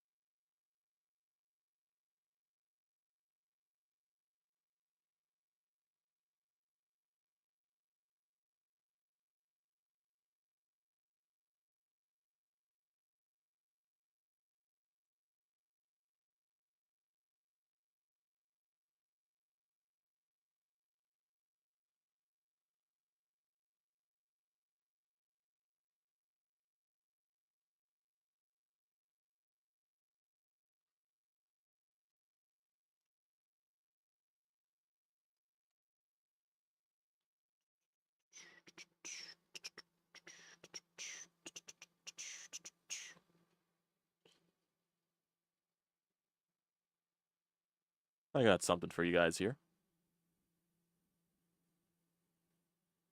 You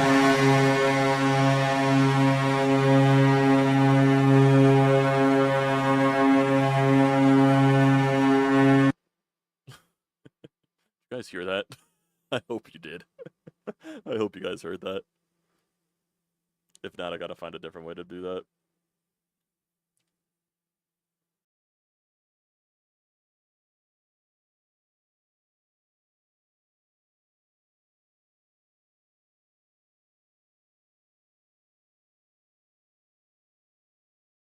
Oh, man.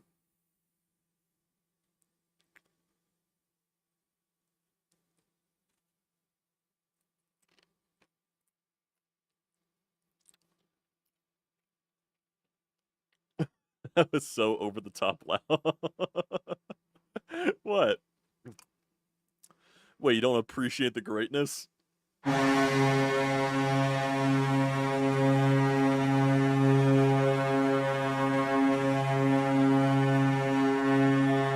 It's got Flyers, baby.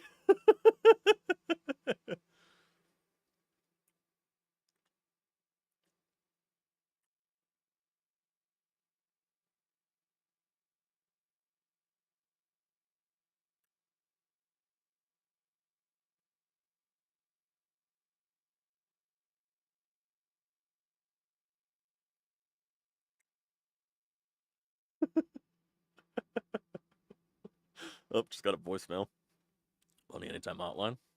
So we'll have something for later. Where's Sean at? Where's Sean at? He would appreciate the Flyers goal horn. Sean would be appreciating the Flyers goal horn noise. Oh, man. Why not?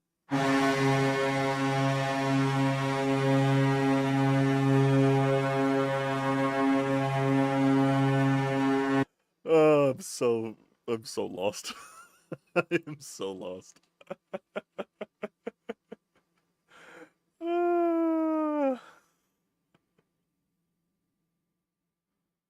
That's hilarious. What else?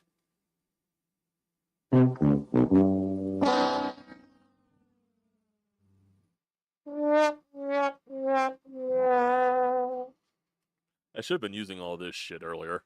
Not gonna lie. Here's Cody Clemens pinch hitting for Johan Rojas.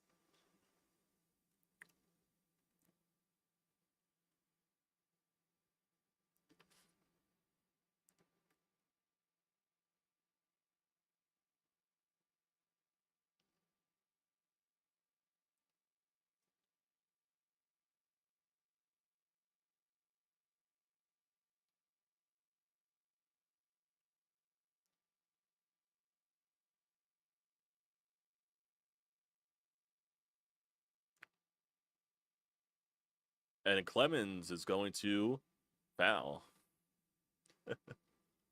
Damn, I was ready. I am prepared now for the sounds. I am prepared. Prepared.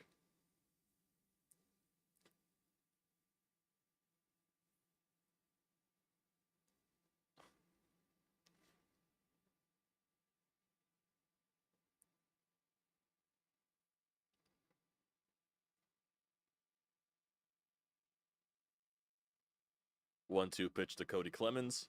He's gonna foul that off.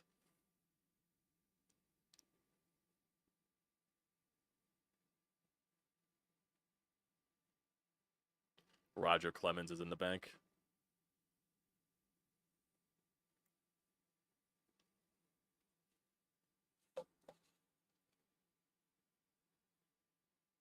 One-two again to Clemens. He's gonna hit that to left center. That'll be an out.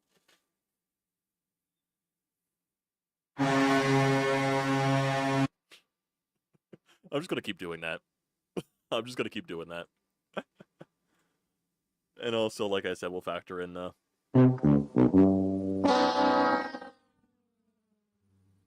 and this.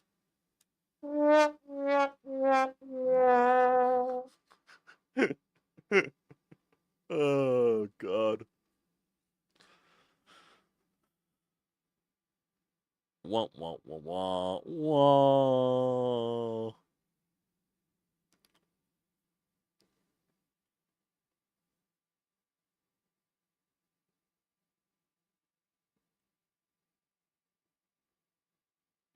Schwarber's gonna ground that to Walanza. That'll be the second out.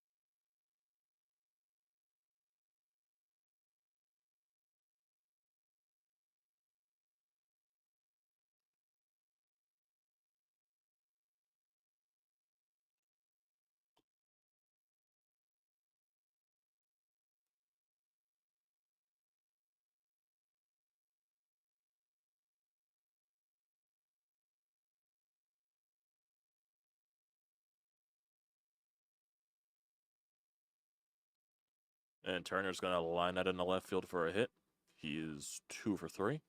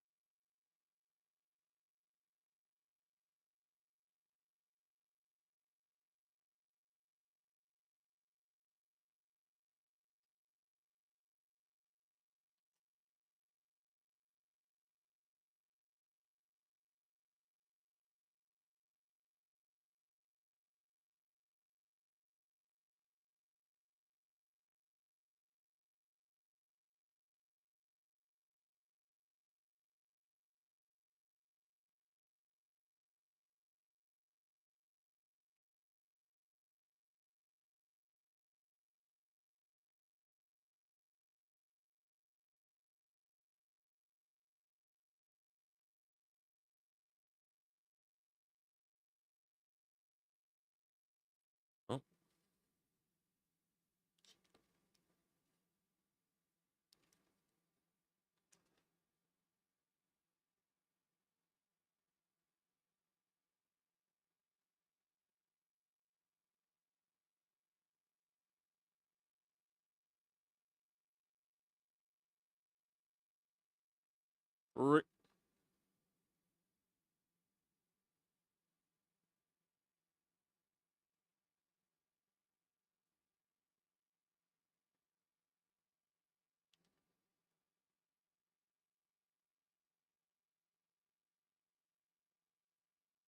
Bryce Harper down 1-2 in the count.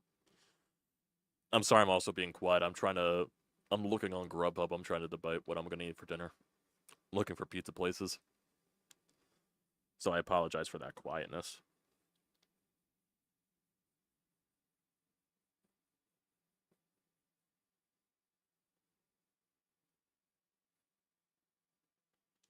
As my earbud falls out.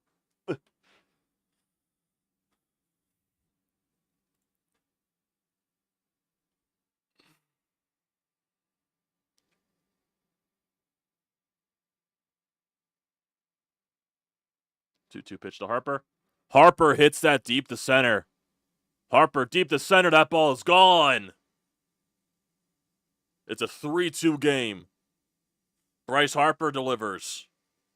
I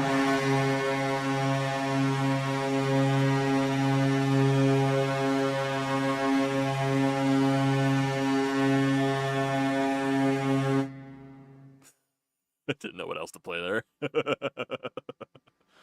Well, the Phillies have life. Ball's fucking crushed. Phillies finally got the Severino for once.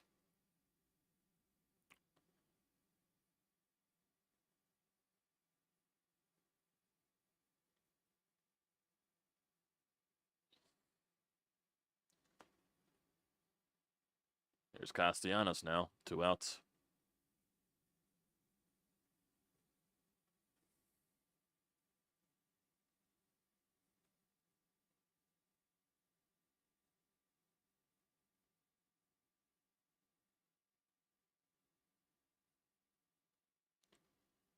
Castellanos deep to left.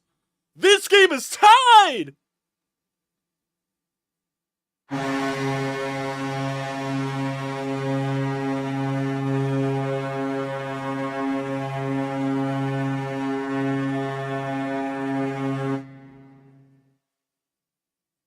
We're alive. We're alive. They're back. They're back. They're back. They are back. They are back. It's 3-3. It's a new ball game, boys. It's a new ball game.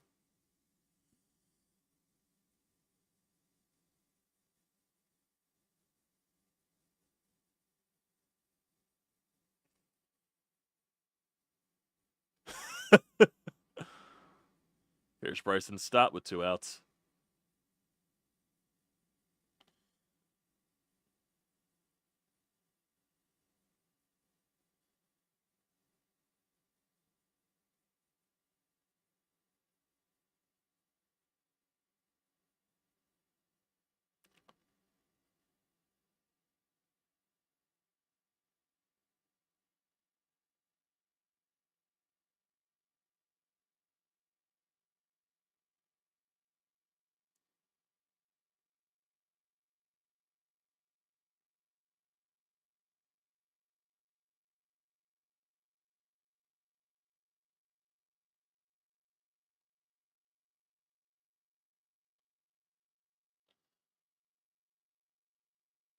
Here's 0-2 to Bryson Stott. It's ball 1.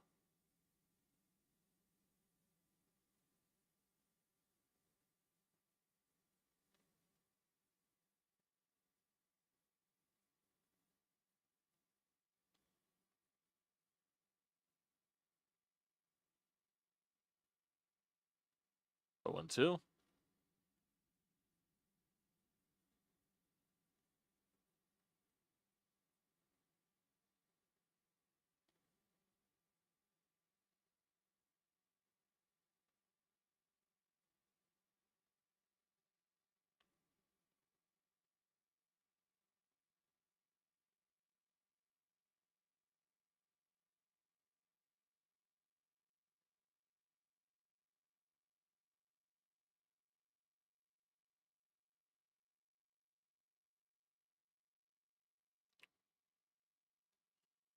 Comes the 2-2 pitch.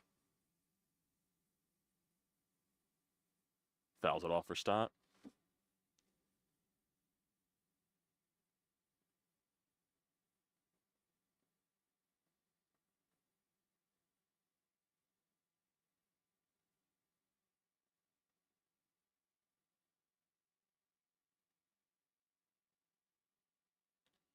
Two to Stott. Strike 3. Huh? Phillies tied the game at least.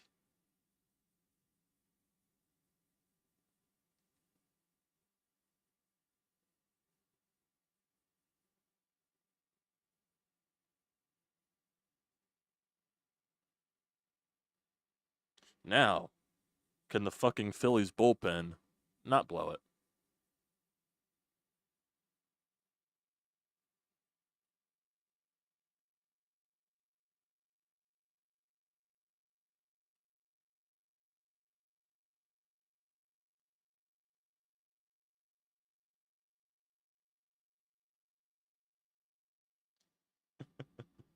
Oh my god.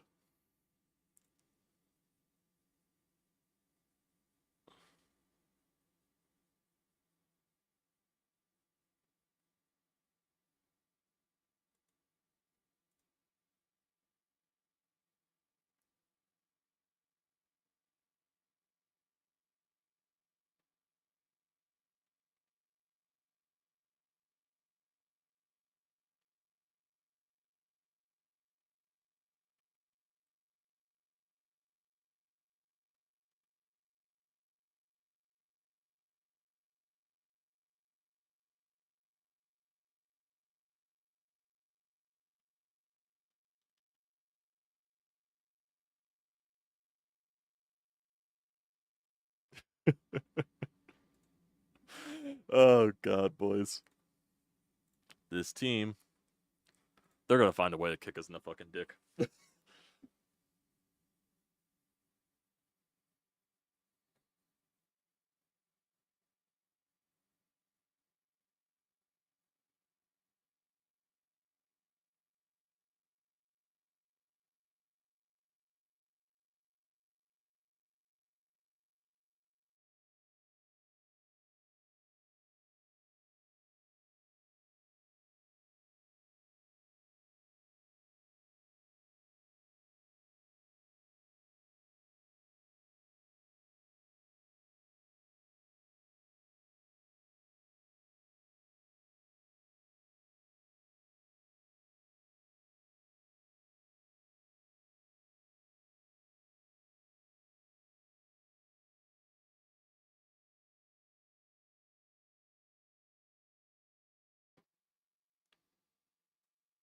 Stein and Marsh can still go.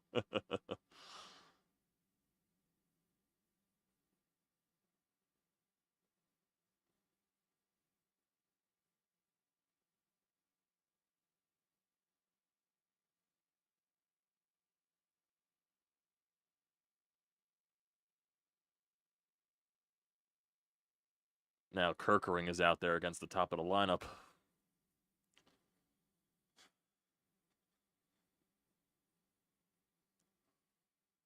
Starts 0-1 to Lindor. 0-2 after he fouls that pitch off.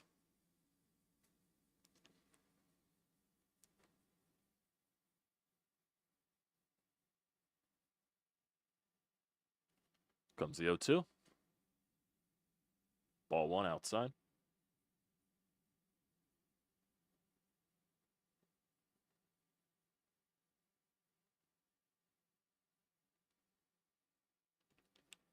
One, two. Fouled again by Lindor.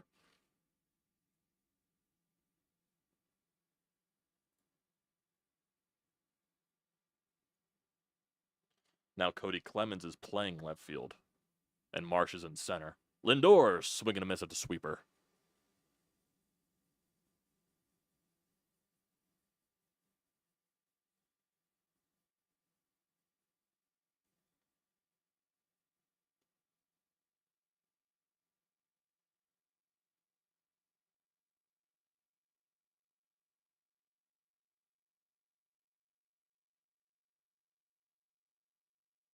Viento's up now.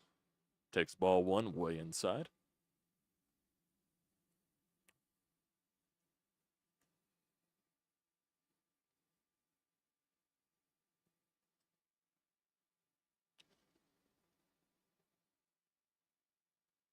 Comes the 1-0.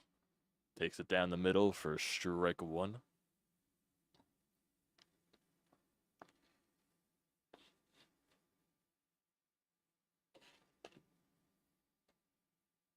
Comes the 1-1. Takes it outside for ball 2.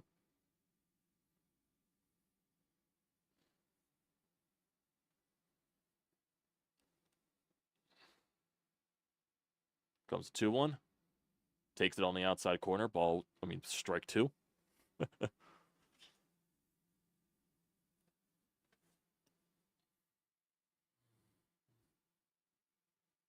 Comes a 2-2 pitch from Kirkering.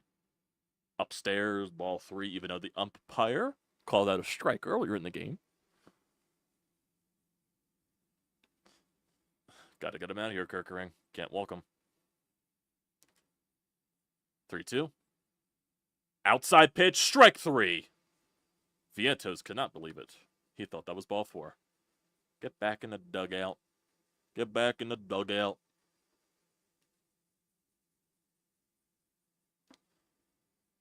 Was it a little outside? Yeah.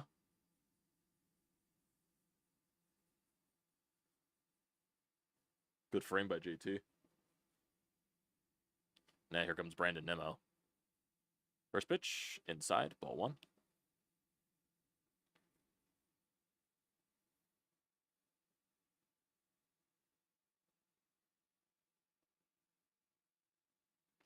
Comes the 1-0. Inside again, ball 2.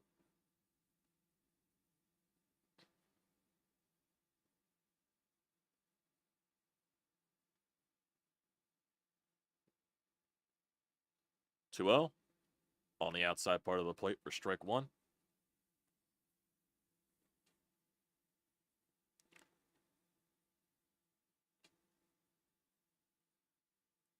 Comes the 2-1 pitch.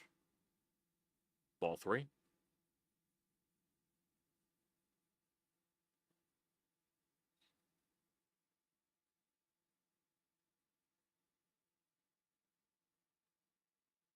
Comes the 3-1 pitch. Nimmo rocks it to right field. That is gonna go. Back to the misery. Back to the misery.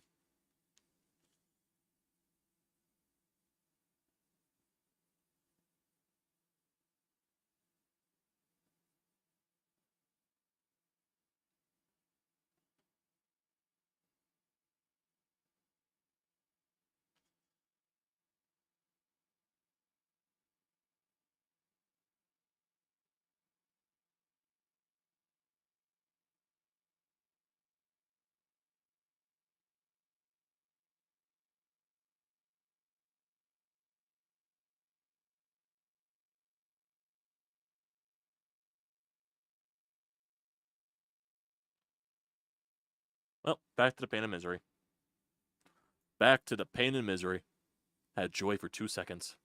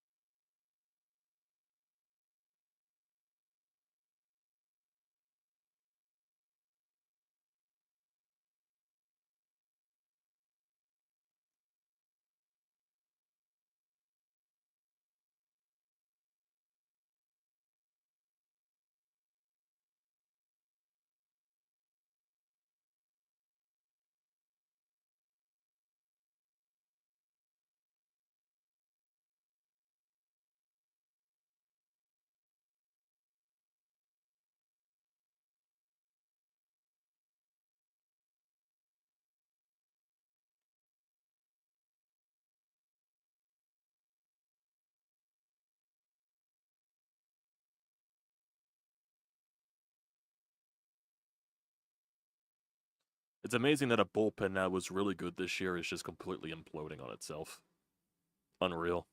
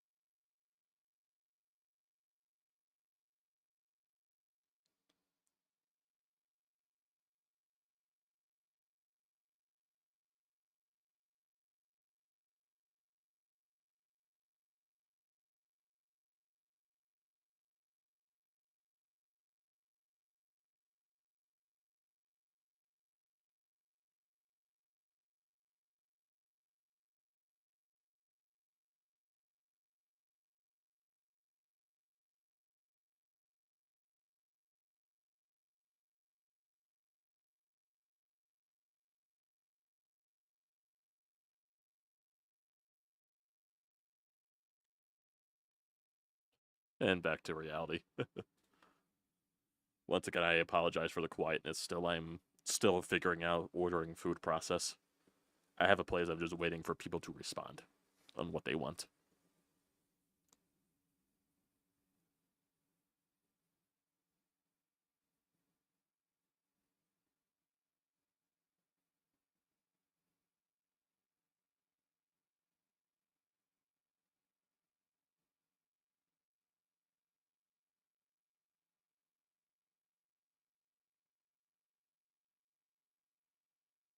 Okay, I think that's all.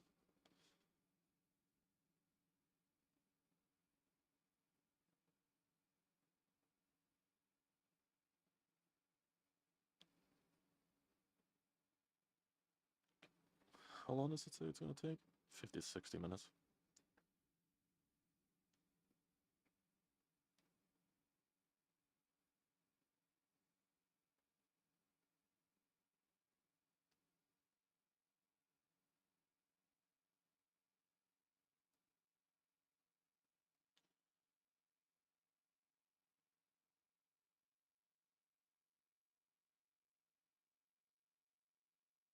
It says 50 to 60 minutes. Make sure the address is right. Okay.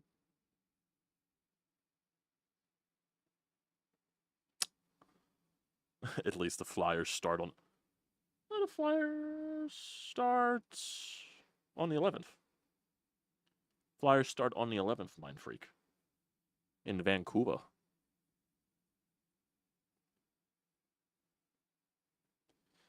Okay.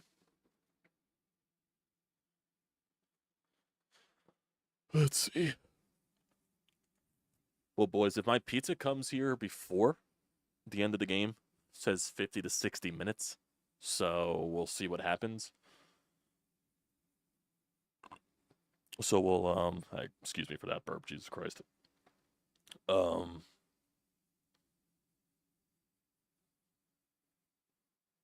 If the pizza comes before the Phillies game ends, I'll probably end the stream and just eat that. Or we'll do still debating on what it's really debating on when the food comes. Everything there.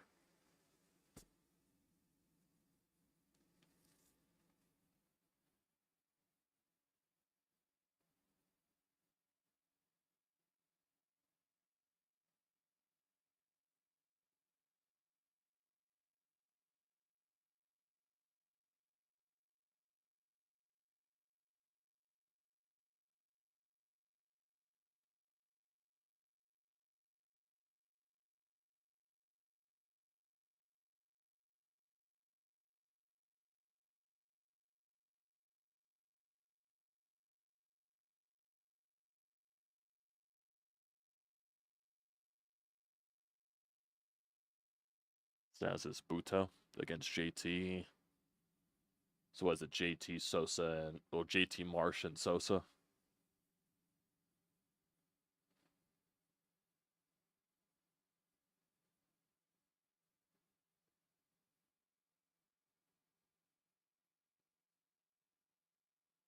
Hmm.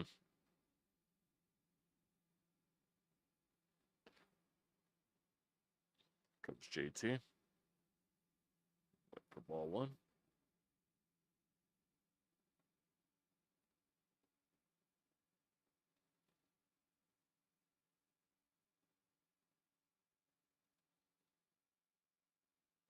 Comes the 1-0 to JT. Swing and a miss for strike one.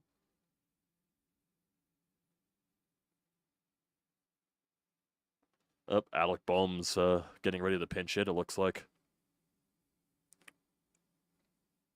Comes the 1-1 pitch to JT. Takes it for ball two. Looks like Boehm's going to pinch it for Sosa most likely, and the Mets are getting Diaz warmed up, it looks like.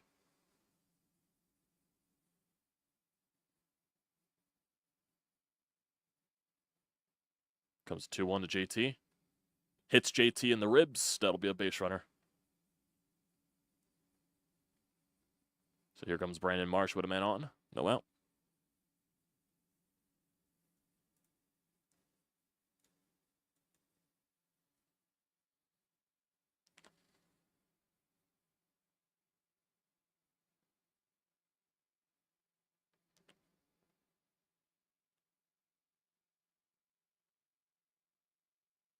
Comes Brandon Marsh now. See what he does. Outside for ball one.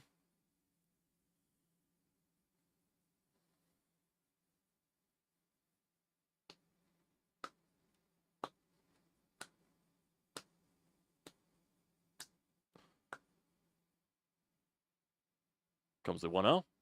Marsh fouls that away. Yeah, the Flyers' home opener is on the 19th. They start on the 11th in Vancouver. They got that 4-game West Coast road trip. Vancouver, Calgary, Edmonton, and Seattle. That's where they start. Then they come home for the opener on the 19th. 1-1 to Marsh. Fouls it again. But your 19 Phillies, Flyers home openers on your birthday. Nice. Nice. Nice there, Michael. They got Diaz warming up. And Miguel. 1-2 here to Marsh. Way outside for ball two.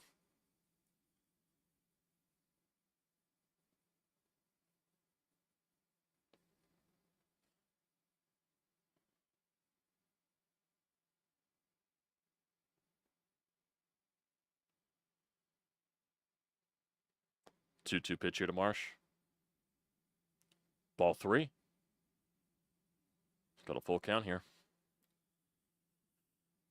So it looks like right now they might be getting Diaz if it gets to the top of the lineup. So that'll be interesting to see where that goes.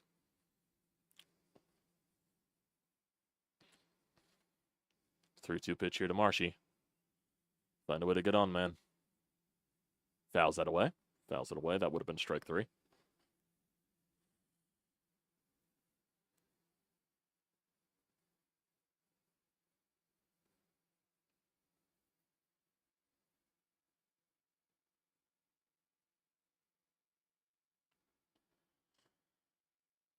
Three two again here to Marsh.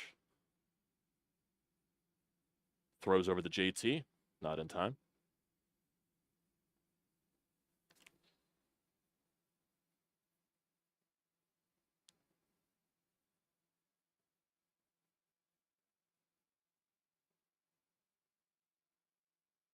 Comes a 3-2.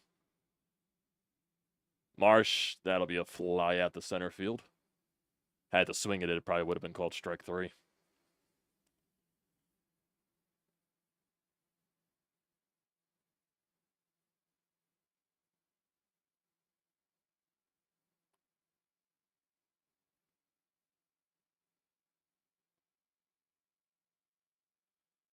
Yep. Boehm coming up to pinch hit now. Pitch hitting for Sosa. You knew Bohm was probably going to pinch it at some point today.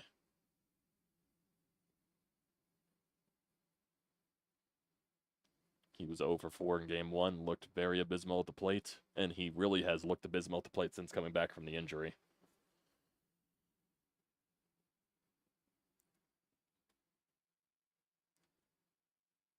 Comes first pitch to Bomer. And he's going to swing at the first pitch, and he pops up. Oh, God. That's pitiful. That is pitiful. But here comes Kyle. Nah, never mind. It's Clemens. It's just what is your game plan there, Bohm? What is your game plan there? Why are you swinging first pitch? What the fuck are you doing? Why do you have the who do you think you are? And swinging at the first pitch. Well, Buto's going to stay in the face Clemens. Way upstairs for ball 1. If Clemens does get on, they're probably going to bring in Edwin Diaz to face Schwarber. Who knows, though?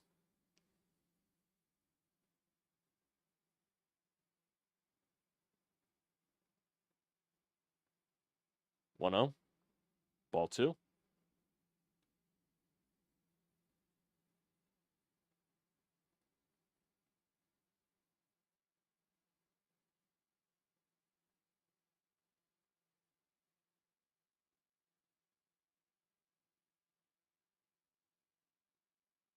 Comes a 2-0. Clemens to left side of the infield. Lindor bobbles it. Both runners will be safe, and that gives Schwarber a chance with 2 outs and 2 runners on. The Mets are most likely going to make a bullpen change, though. Mets will most likely either bring in Edwin Diaz or Miguel, unless they're going to stay with Buto, which is probably, I'm not. Yep, they're calling to the bullpen. Yep.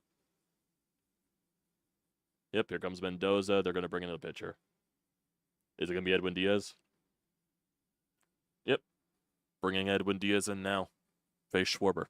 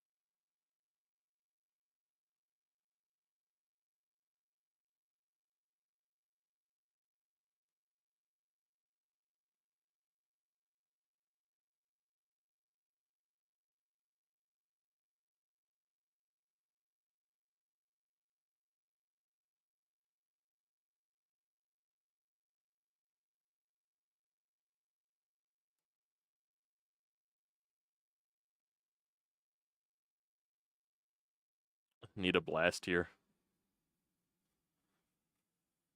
Do I think the 76ers will make it past the second round this year, let alone win a championship? I have no idea, man. I have no idea. I think the roster they put together is probably the best roster surrounding Joel Embiid in a while, but we'll see. But we'll see. A lot of people here know my mentality towards the Sixers. Regular season does not matter to me at all. It's what are you going to do in the playoffs? Because we all know they're going to make the playoffs because it's guaranteed at that point. It's what you're going to do in the playoffs that matters. That's basically been my motto for the past couple of years with this team because they could be fine and dandy in the regular season, be one of the better teams, and then just lose in the second round again. So we'll see with them. I am going to the opening night game though, against the Bucks. I am going to the opening night game against the Bucks with one of my buddies, so that was more of a last-minute decision. Not really last-minute because the game's not for another couple of weeks, but it was like just a random spur of events.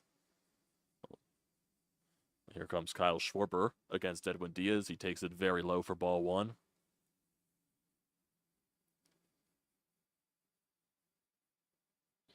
Schwarber is 0 for 3. He missed a home run in his last at-bat. Died at the warning track. Hopefully Tyrese Maxey makes another huge leap this year. It's possible. He's been getting better every single year, so I wouldn't doubt it.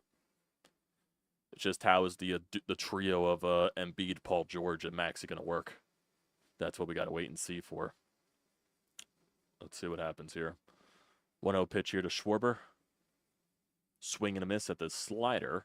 It's 1-1.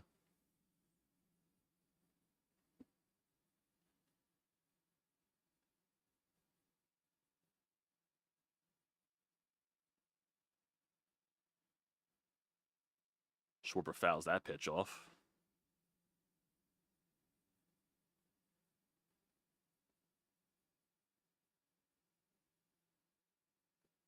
Schwarber is 0 for 8 lifetime against Edwin Diaz with 6 strikeouts.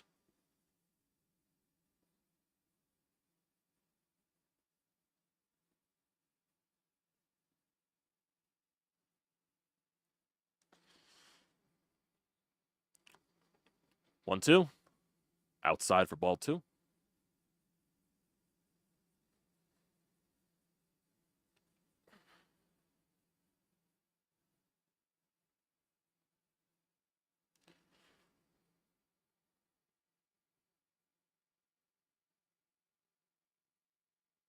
Comes the 2-2 pitch. Fouls it off.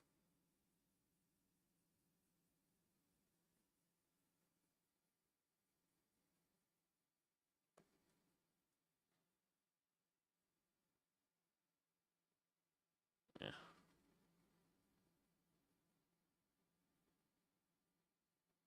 Comes the 2-2. Way down low for ball 3. Kyle is working this at bat at least. We'll see if Edwin Diaz can make a mistake.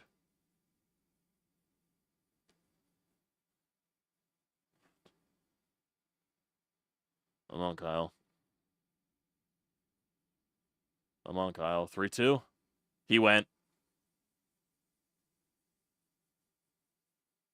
He went. He went. Strike 3. And that rally goes to shit.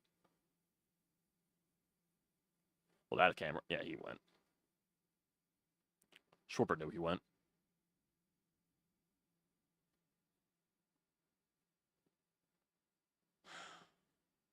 Well.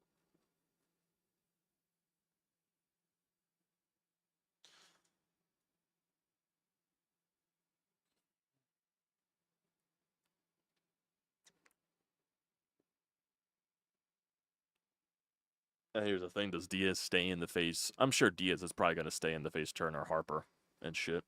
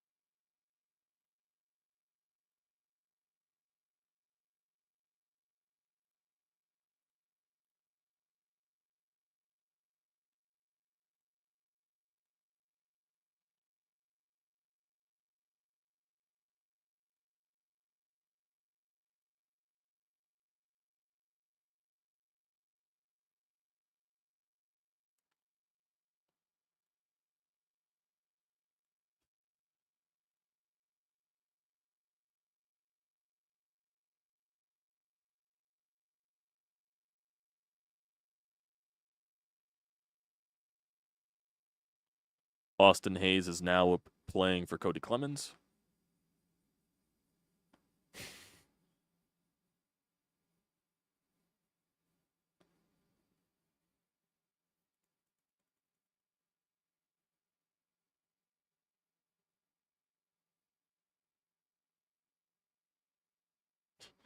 It's funny, even fucking Mets fans are not, even fucking New York fans are saying it wasn't a swing.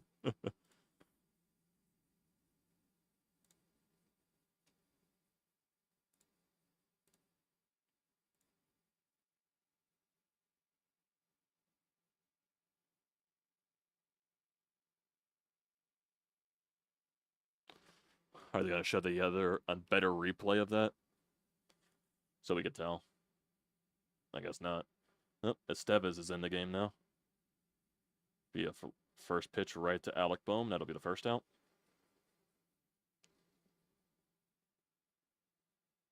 Can we see a better replay of the check swing, please?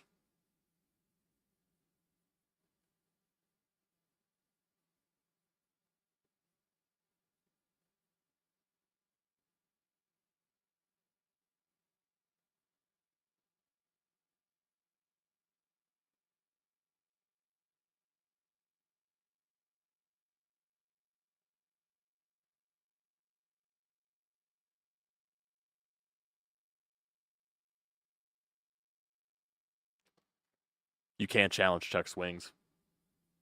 Sadly, it's not a challengeable thing.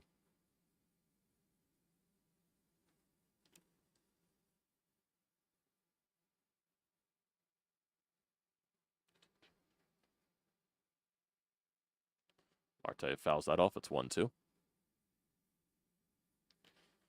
Oh, I'm getting another replay here, but it's still not going to be able to help me. Tell.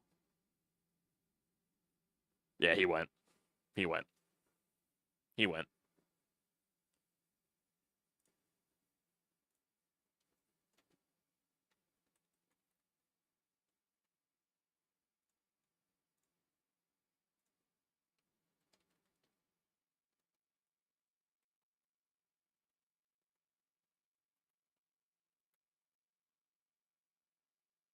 Strike 3 to Marte.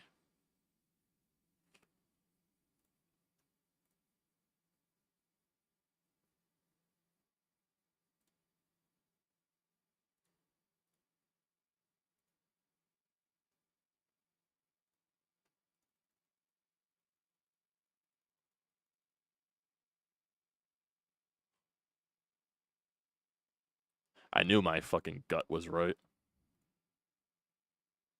Knew my gut was right to say he swung. Had a feeling.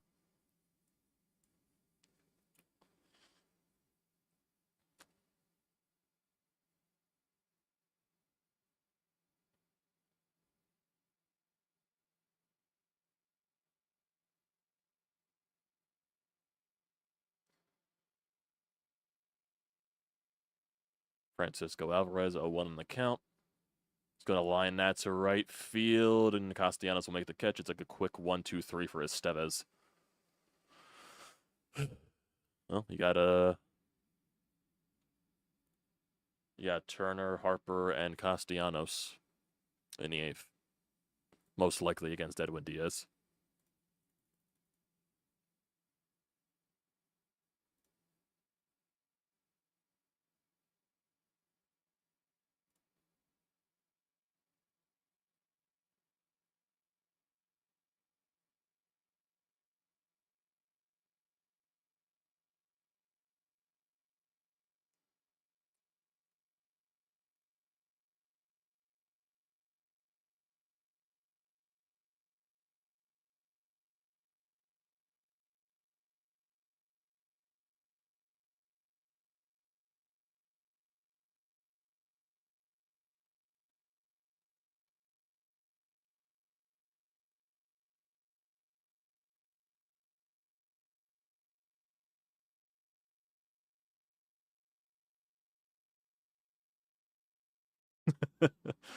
So, a scoreless inning from the Phillies bullpen in this series. Philadelphia public schools will be closed tomorrow in honor of the occasion.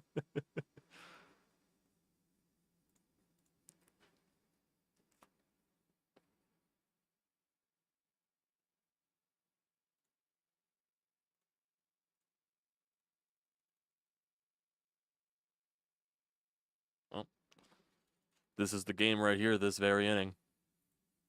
This is the game. Even though you could say that Schwarber at bat was the game, but I guess you can't say it when Harper and Castellanos are getting another at bat. Know what I mean? But it is going to be against Edwin Diaz, so we'll see. Most likely it's going to be against Edwin Diaz. I doubt they bring him in just to face Schwarber. Know what I mean?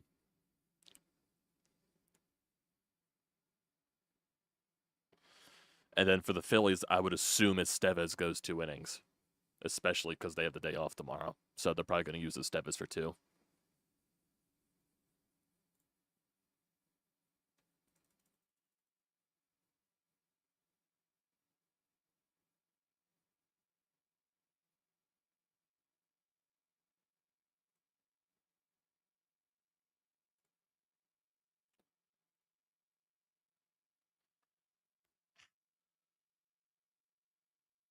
My ass is starting to hurt sitting in this chair for a long time.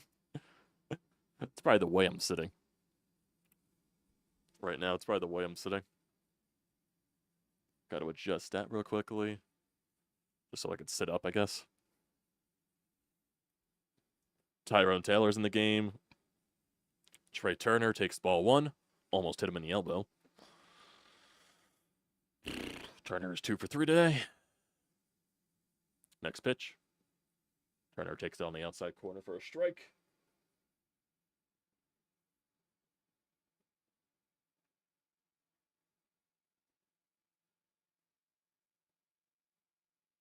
Comes the 1-1. Down low for ball 2.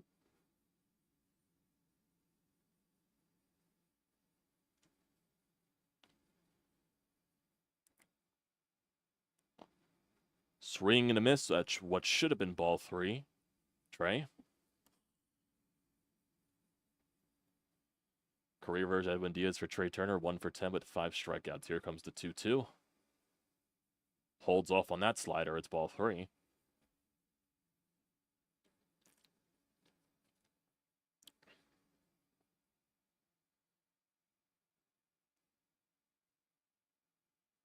Comes 3-2. Swing and a miss. Strike 3. Foul tipped it. Here comes Bryce.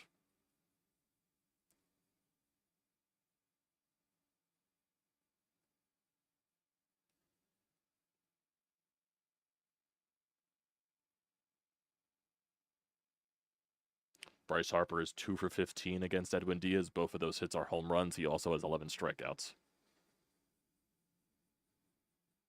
Takes it upstairs for ball 1.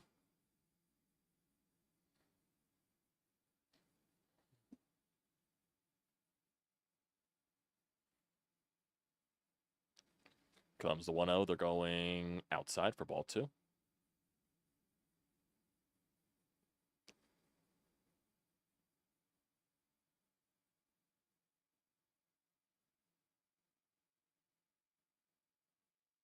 Two-0. Ball 3. I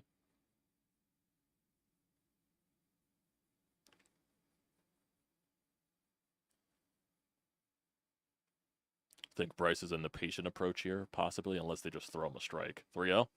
Ball 4. Nope. Castellanos will have the go-ahead run at the go-ahead run at the plate. Tying runs on first. Castellanos hit a home run in his last at bat. Can he have that magic again? Who knows?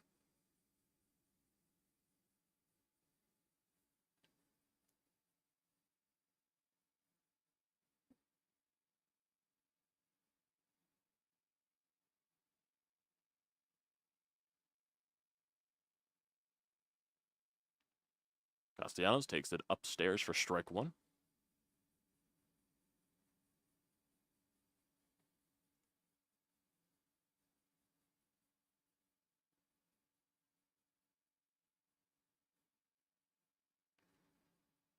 Next pitch, Castellanos rips that to right field. That'll be a hit. Harper's going to go to third on that play. He's hustling, and he'll get there. Got first and third here for Bryson Stott. Tying runs at third. Go-ahead runs at first.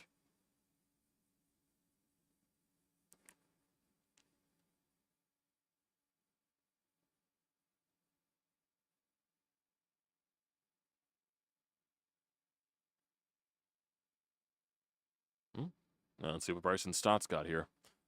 He did have a home run against Edwin Diaz earlier this year. So, right now you just need to tie the fucking ball game up.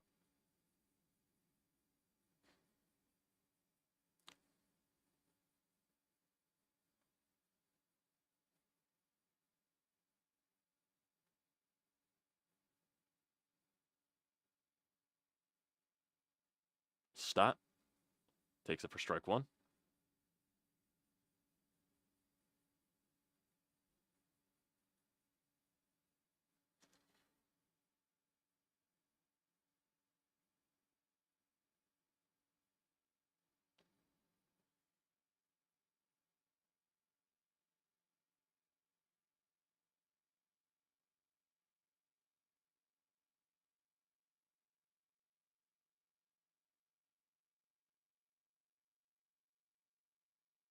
One to Stott, takes it for ball two.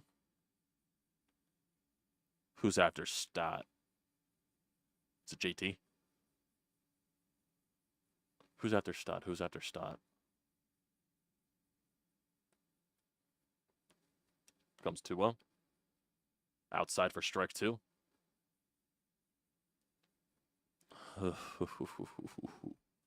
on, Stott. You got to get this run home.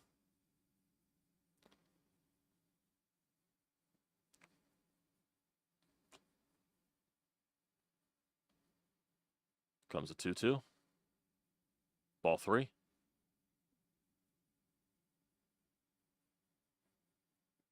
Stott's being patient. Yeah, JT's up next. Yeah, this is the series here. Comes a 3-2. Stott to right. That ball game is tied. Castellanos is going to score. Castellanos is going to score. He's going. He's going. He's running. He's rapping. He's go, go, go, go, go, go, go, go. He is safe. And the Phillies take the lead. That is a triple for Bryson Stott.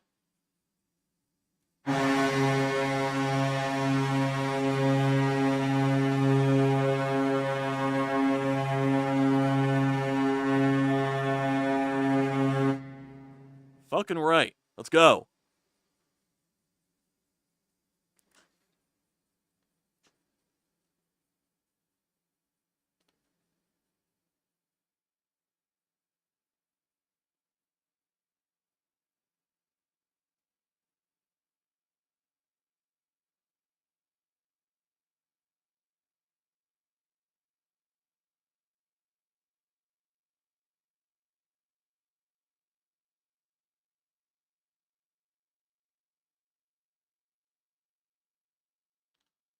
Yep. Taking Edwin out. I'm behind you by 2 seconds.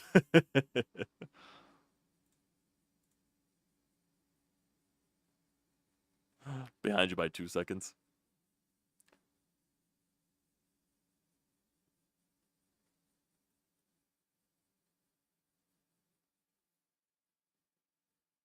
Diaz.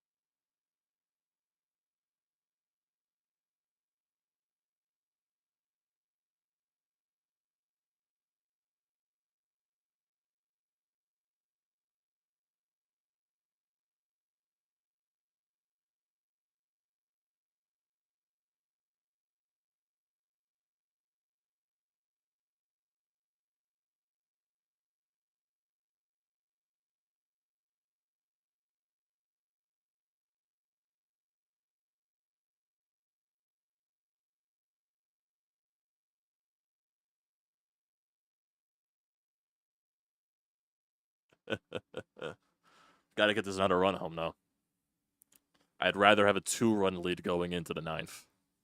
You need a 2-run lead. 2 runs. 2 runs. You need 2 runs.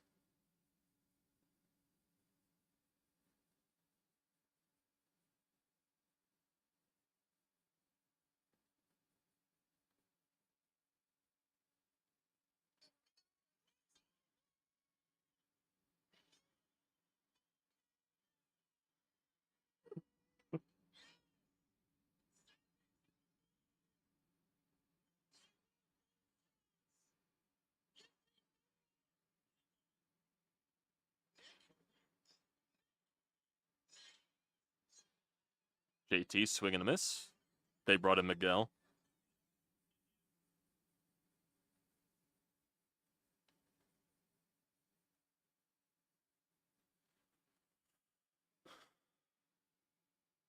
Here comes the 0-1 pitch to JT. Come on, JT. We need the run here.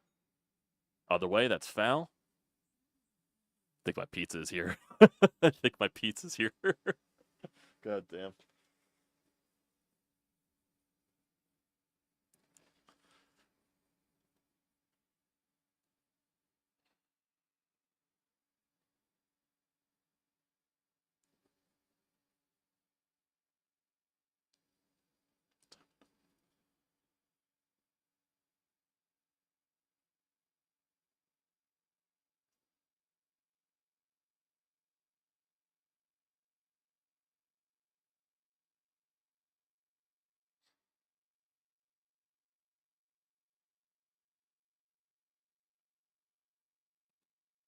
JT chops at the third. They're going to... Oh, Vientos bobbled it and Stott scores, and JT will be safe.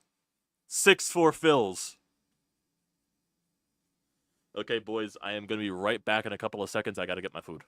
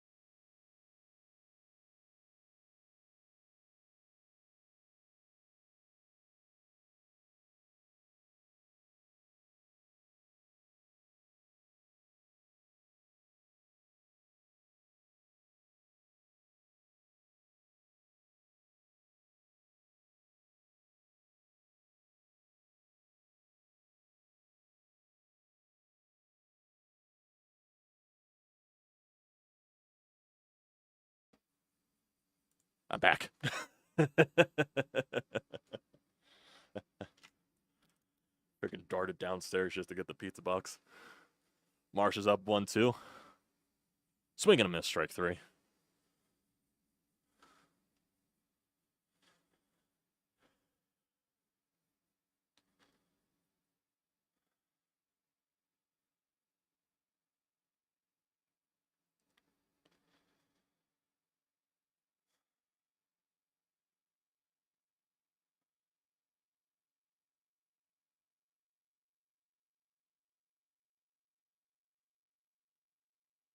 Okay.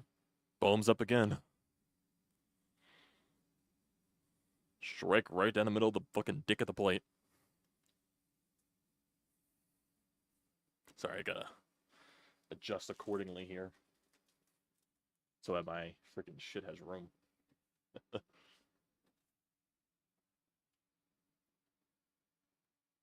Oh, on the Bohm. Pop up again. Well, we are going to the bottom of the knife. Not top of the knife. Phillies leading 6-4. Matt Strom is coming in to close the game. What the fuck? So Estevez is not going to. Strom is coming in to close the game. Oh, my goodness.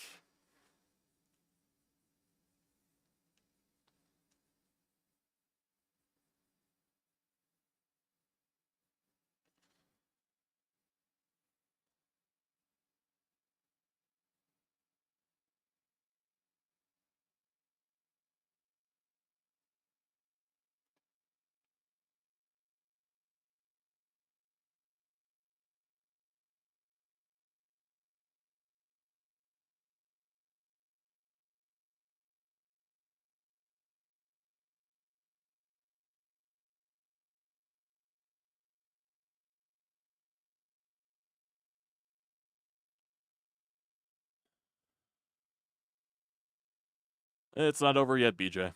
Anything could happen. Your top of the lineup's up in the 9th, so anything could happen here. Anything could happen here. Here we go. Here's a stat for you. This is from Disha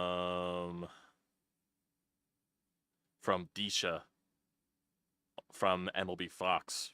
After tonight, Edwin Diaz's career ERA at Citizens Bank Park is a 9.37. Jesus.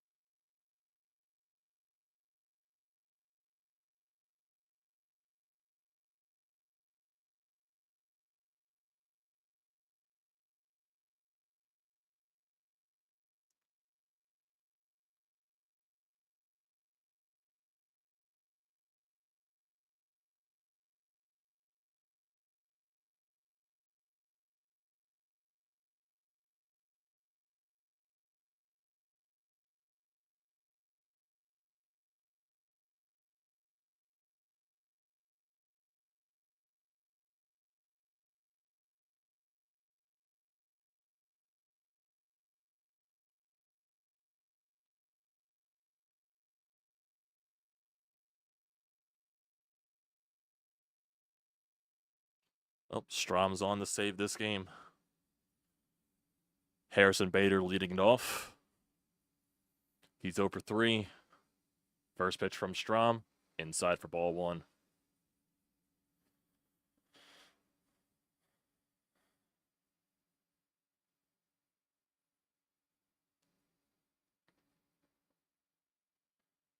Here comes 1-0. Just takes that for strike 1.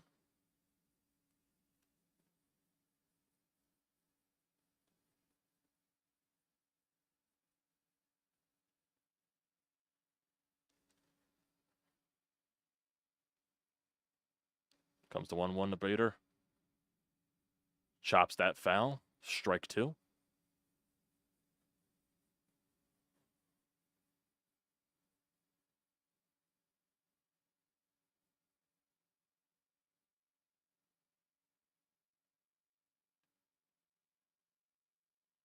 Comes to 1-2. Fouls that away again.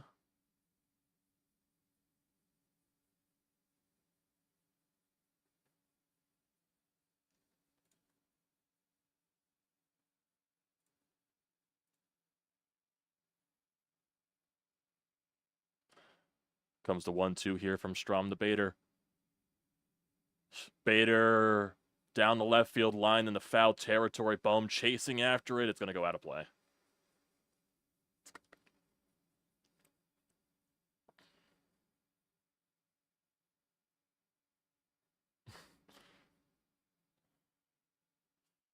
Bader putting up a long at bat here.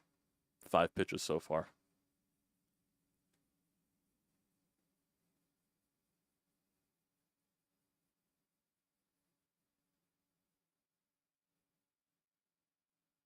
Comes the 1-2 again to Bader. Swing and a miss. Strike 3. 1 out here in the 9th. Brings up Francisco Lindor. High fastball. Bader went hacking.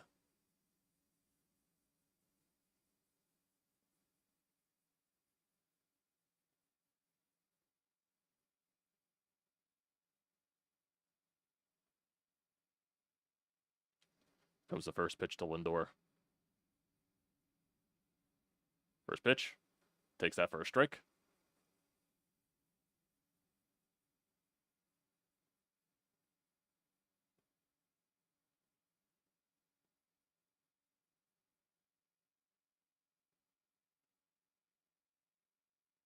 Comes the 0-1.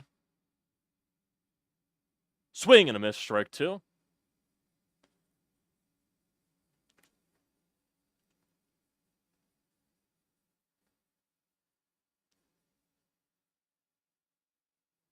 Comes the 0-2 pitch.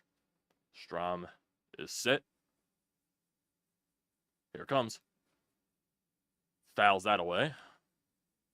Remains 0-2 in the count. Green Bay is beating the Rams 24-13.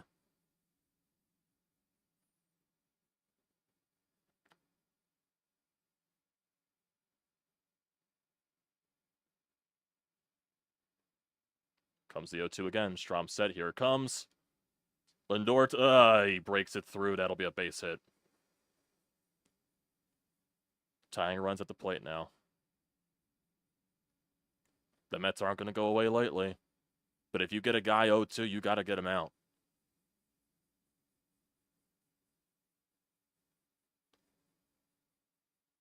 Stott just out of the reach of Stott. It's not over yet, BJ. You got the tying run at the plate here in Vientos. Anything could happen still. Comes the first pitch to Vientos. Ball 1.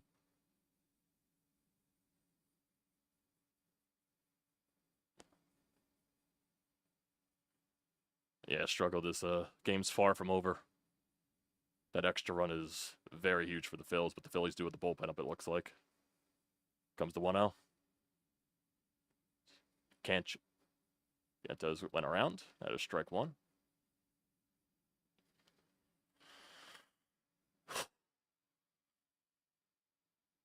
Can't let this inning get any deeper here.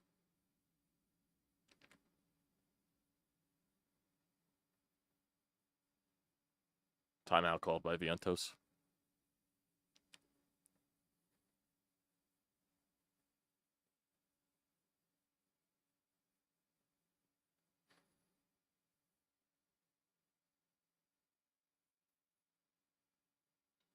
Comes the 1-1.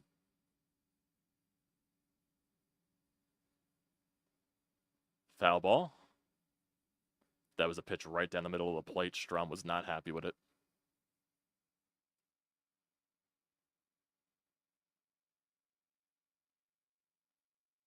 Huh? Give him the chase here, Stromer. Get him the chase here. Comes 1-2. Takes that for low for ball 2. He didn't swing at all.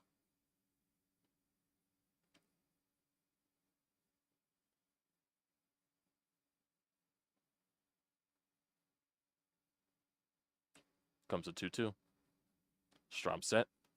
Looks off Lindor. Here comes the pitch. 3-2. Just not competitive pitches here.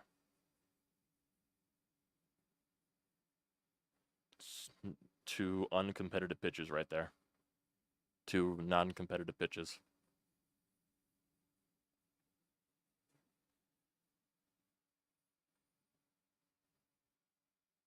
Comes the 3-2. You got to attack him. 3-2. Vientos. Deep to left. Back is Austin Hayes. It's gone. And the game is tied.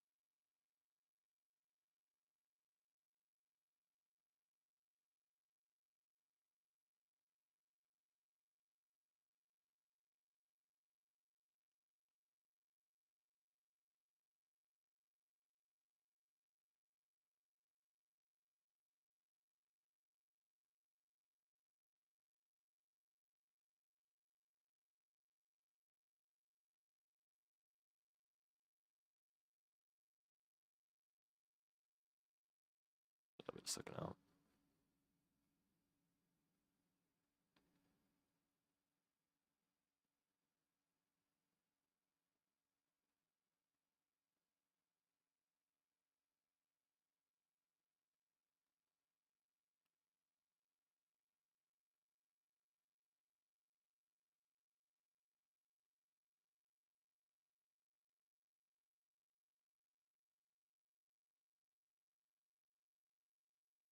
Hoffman's coming in to face fucking Alonso.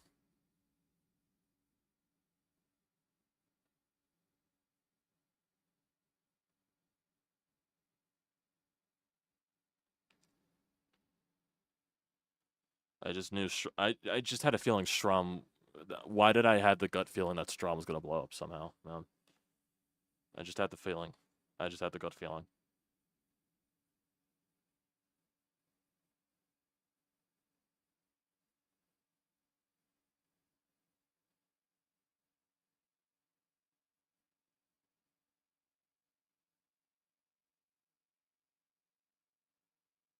This bullpen has just been fucking hard, man.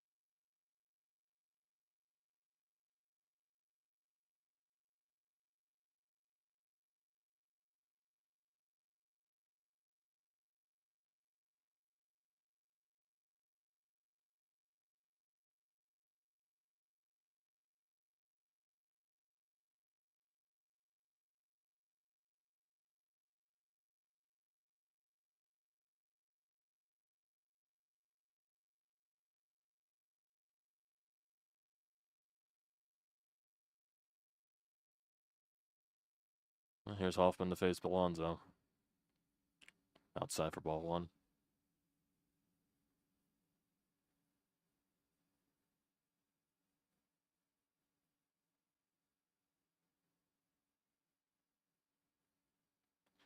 Oh no. Alonso fouls it off.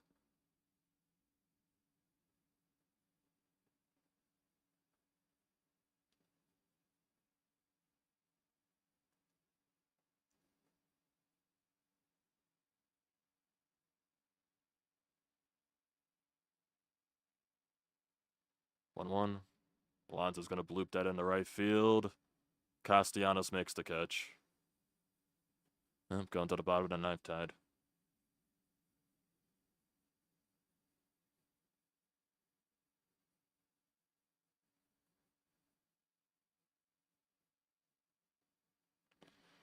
Let's see. Who was the last batter in the eighth for the Phillies? Was it Marsh?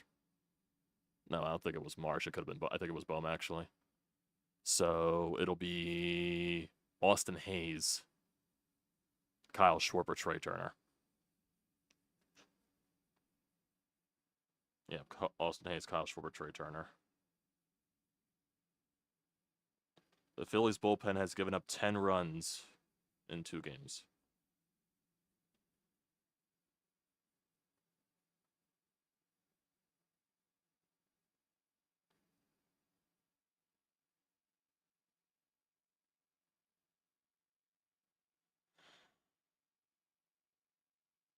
Just don't get it.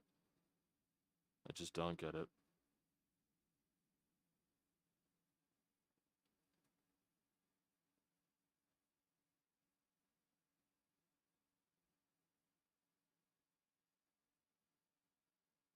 I agree, this is exhausting. Your offense even gave you insurance. And you bringing one of the pitchers from last night that blew up. I understand he's one of your go-to guys. But wouldn't you just want to ride Estevez with the way he looked? He had 7 pitches. Was it because he sat too long in the bottom of the 8th? Why not try something different to close the game out? I don't know. I don't know.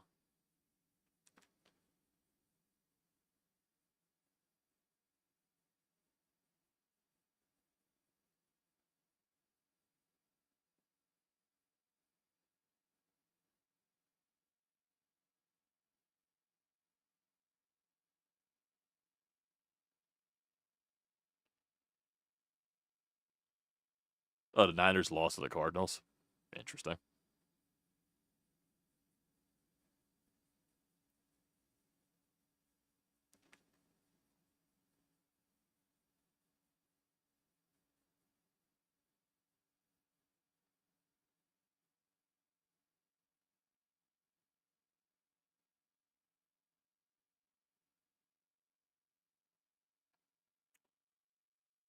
Here's Austin Hayes, his first at bat of the postseason. Let's see what he does. Miguel's still in there for the Mets.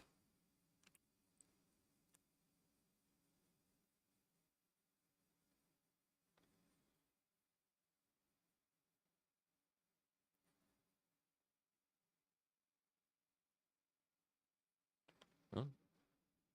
Austin Hayes takes it for strike 1.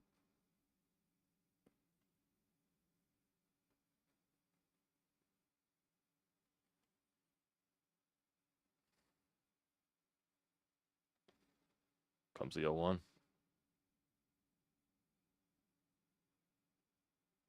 Shoots it the other way. It's a long run for Taylor. It's foul.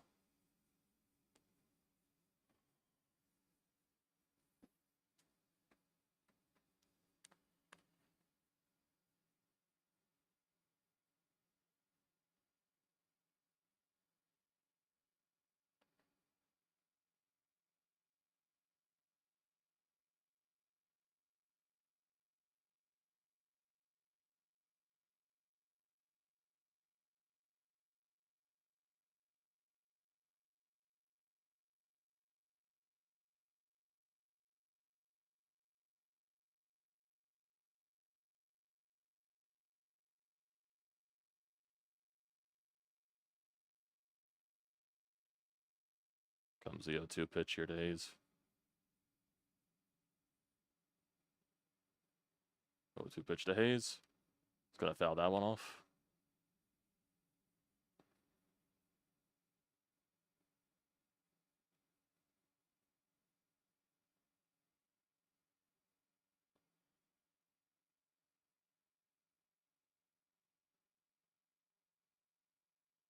Oh, 2. Hayes, swing and a miss. He knew Hayes was an auto out. Here comes Kyle Schwarber.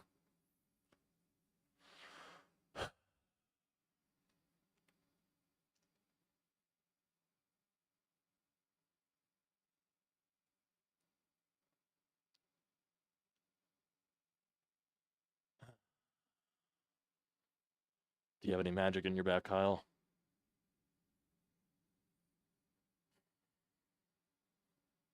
First pitch. Upstairs, strike 1.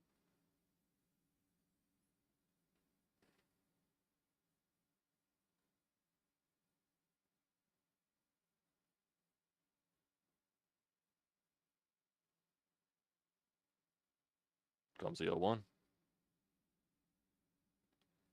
That was he pops up. Here comes Vientos and Nemo. Of course, they catch it still.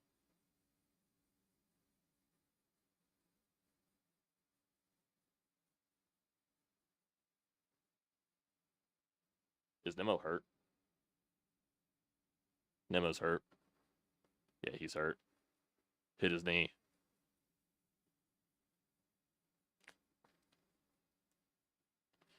Nemo just hurt his knee on that collision.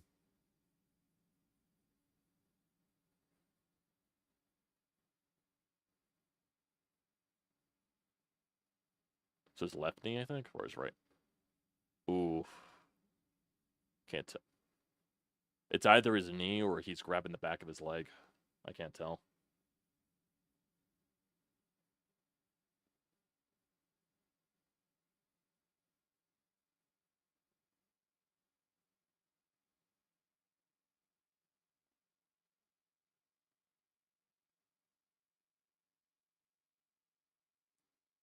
Yeah, Nemo's staying in.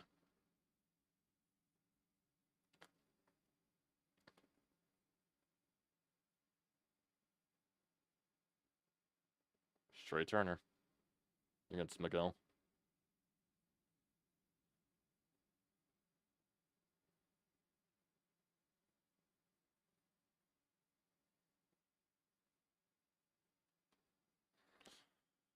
First pitch to Turner. Ball one.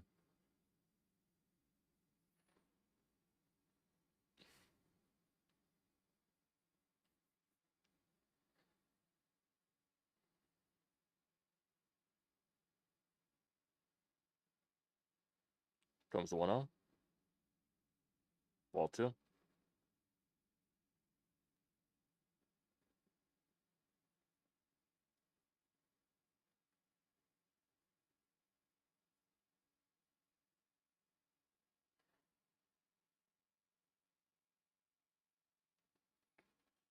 Comes a 2-0. Ball three.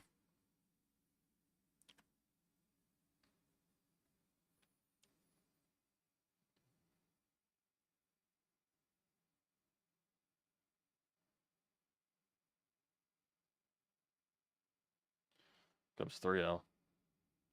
Takes it for strike one. Taken all the way.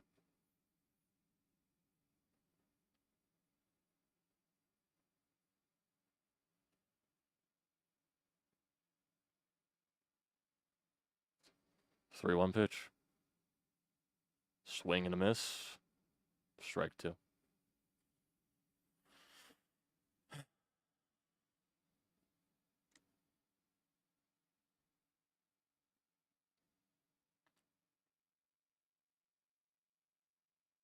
Three two.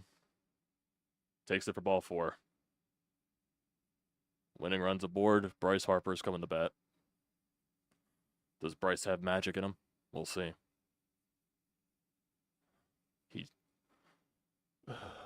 Is Mendez the changing pitchers? Nope, just talking to him.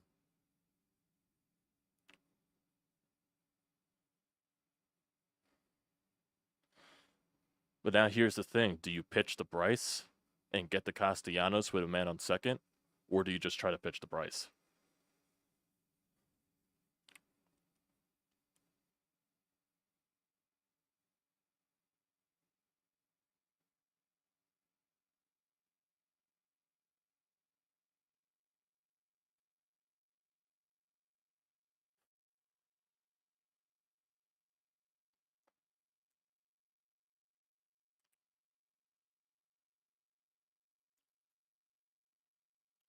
And Trey Turner's not going to steal second base because that'll just take the bat away from Harper, because if Turner steals, they'll just intentionally walk Bryce to get the Castellanos.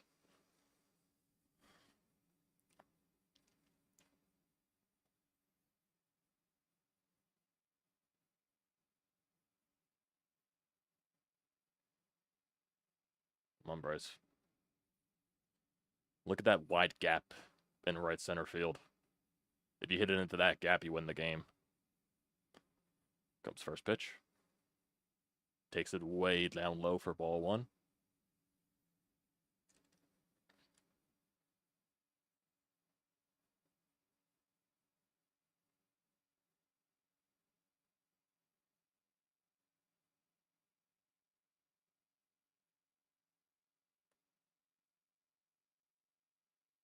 One 0. Harper down the line! Foul. It's just foul.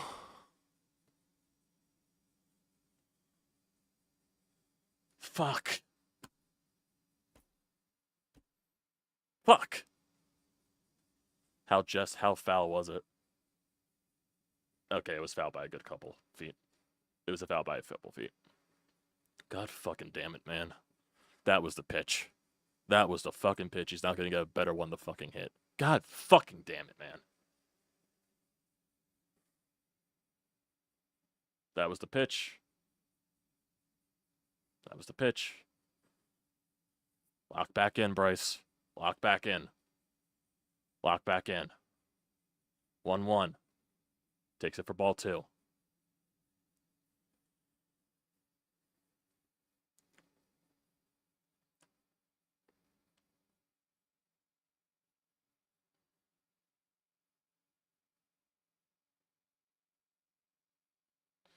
Comes the 2-1. McGill set. Here it comes. Bryce swings, fouls that.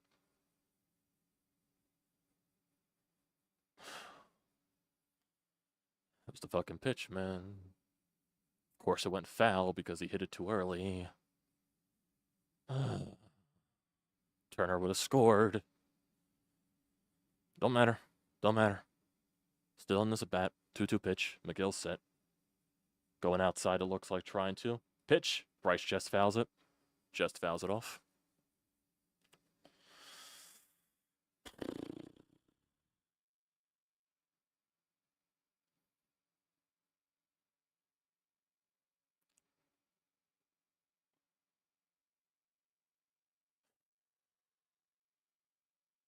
Two-two pitch again. Way upstairs for ball 3. And Turner is going to be off regardless because it's a full count with 2 outs. Do they attack Bryce? Do they go outside? Do they go split, make him chase? We'll see. I don't think they're going to give Bryce a chance to hit this ball.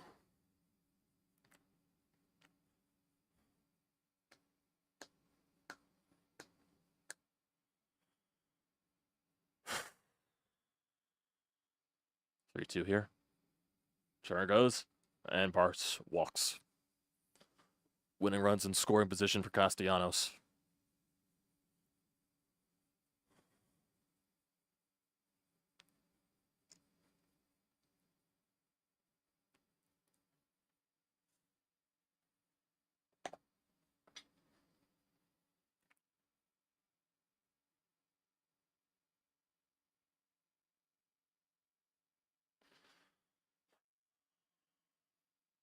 Comes down to Castellanos here.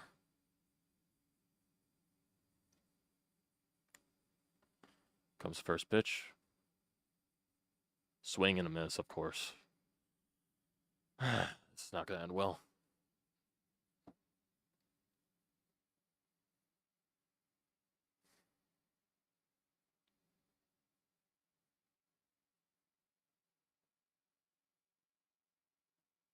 One 0 pitch to Castellanos.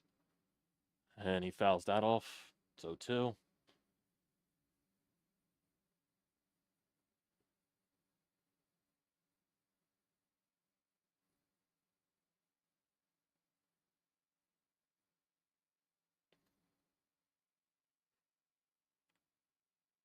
Bat on ball here, Nick. Come on, man.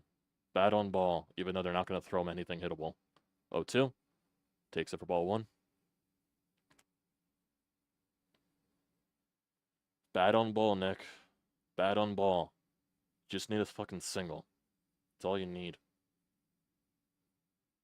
That's all you need. Bat on ball. You got a gigantic hole up the middle of the field. 1-2. Here it comes. Castellanos down the line! Game over! Phillies win! Series is tied! Castellanos wins it!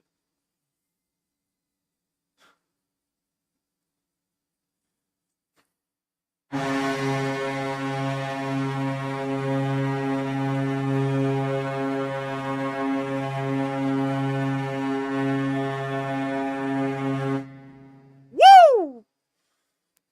Fuck. Phillies win. Holy fucking shit. Thank you, Nick. Thank you, Nick. Thank you.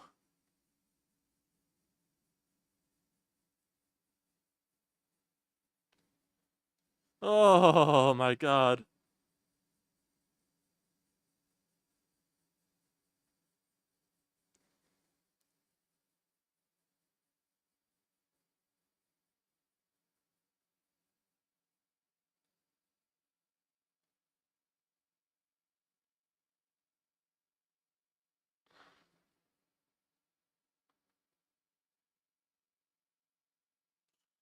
Oh.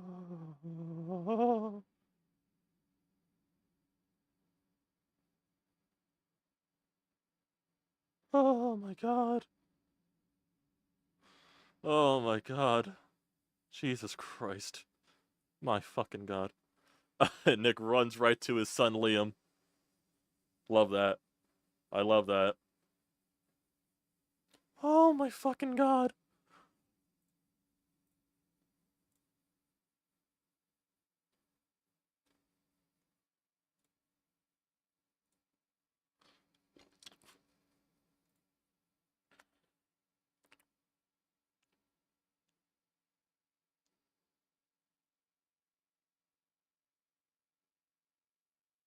Oh my god.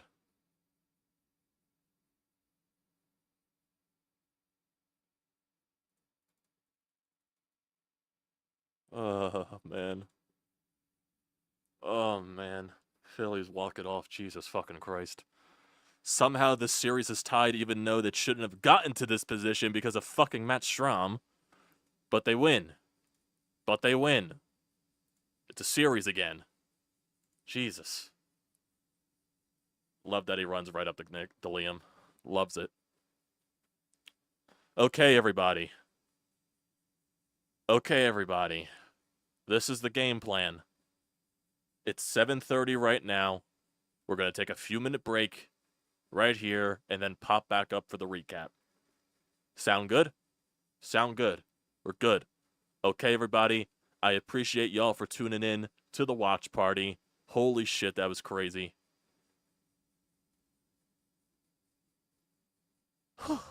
Need to take a deep breath there. Phillies win. Series is tied. Take a few-minute break, and we'll be back in a little bit for this recap.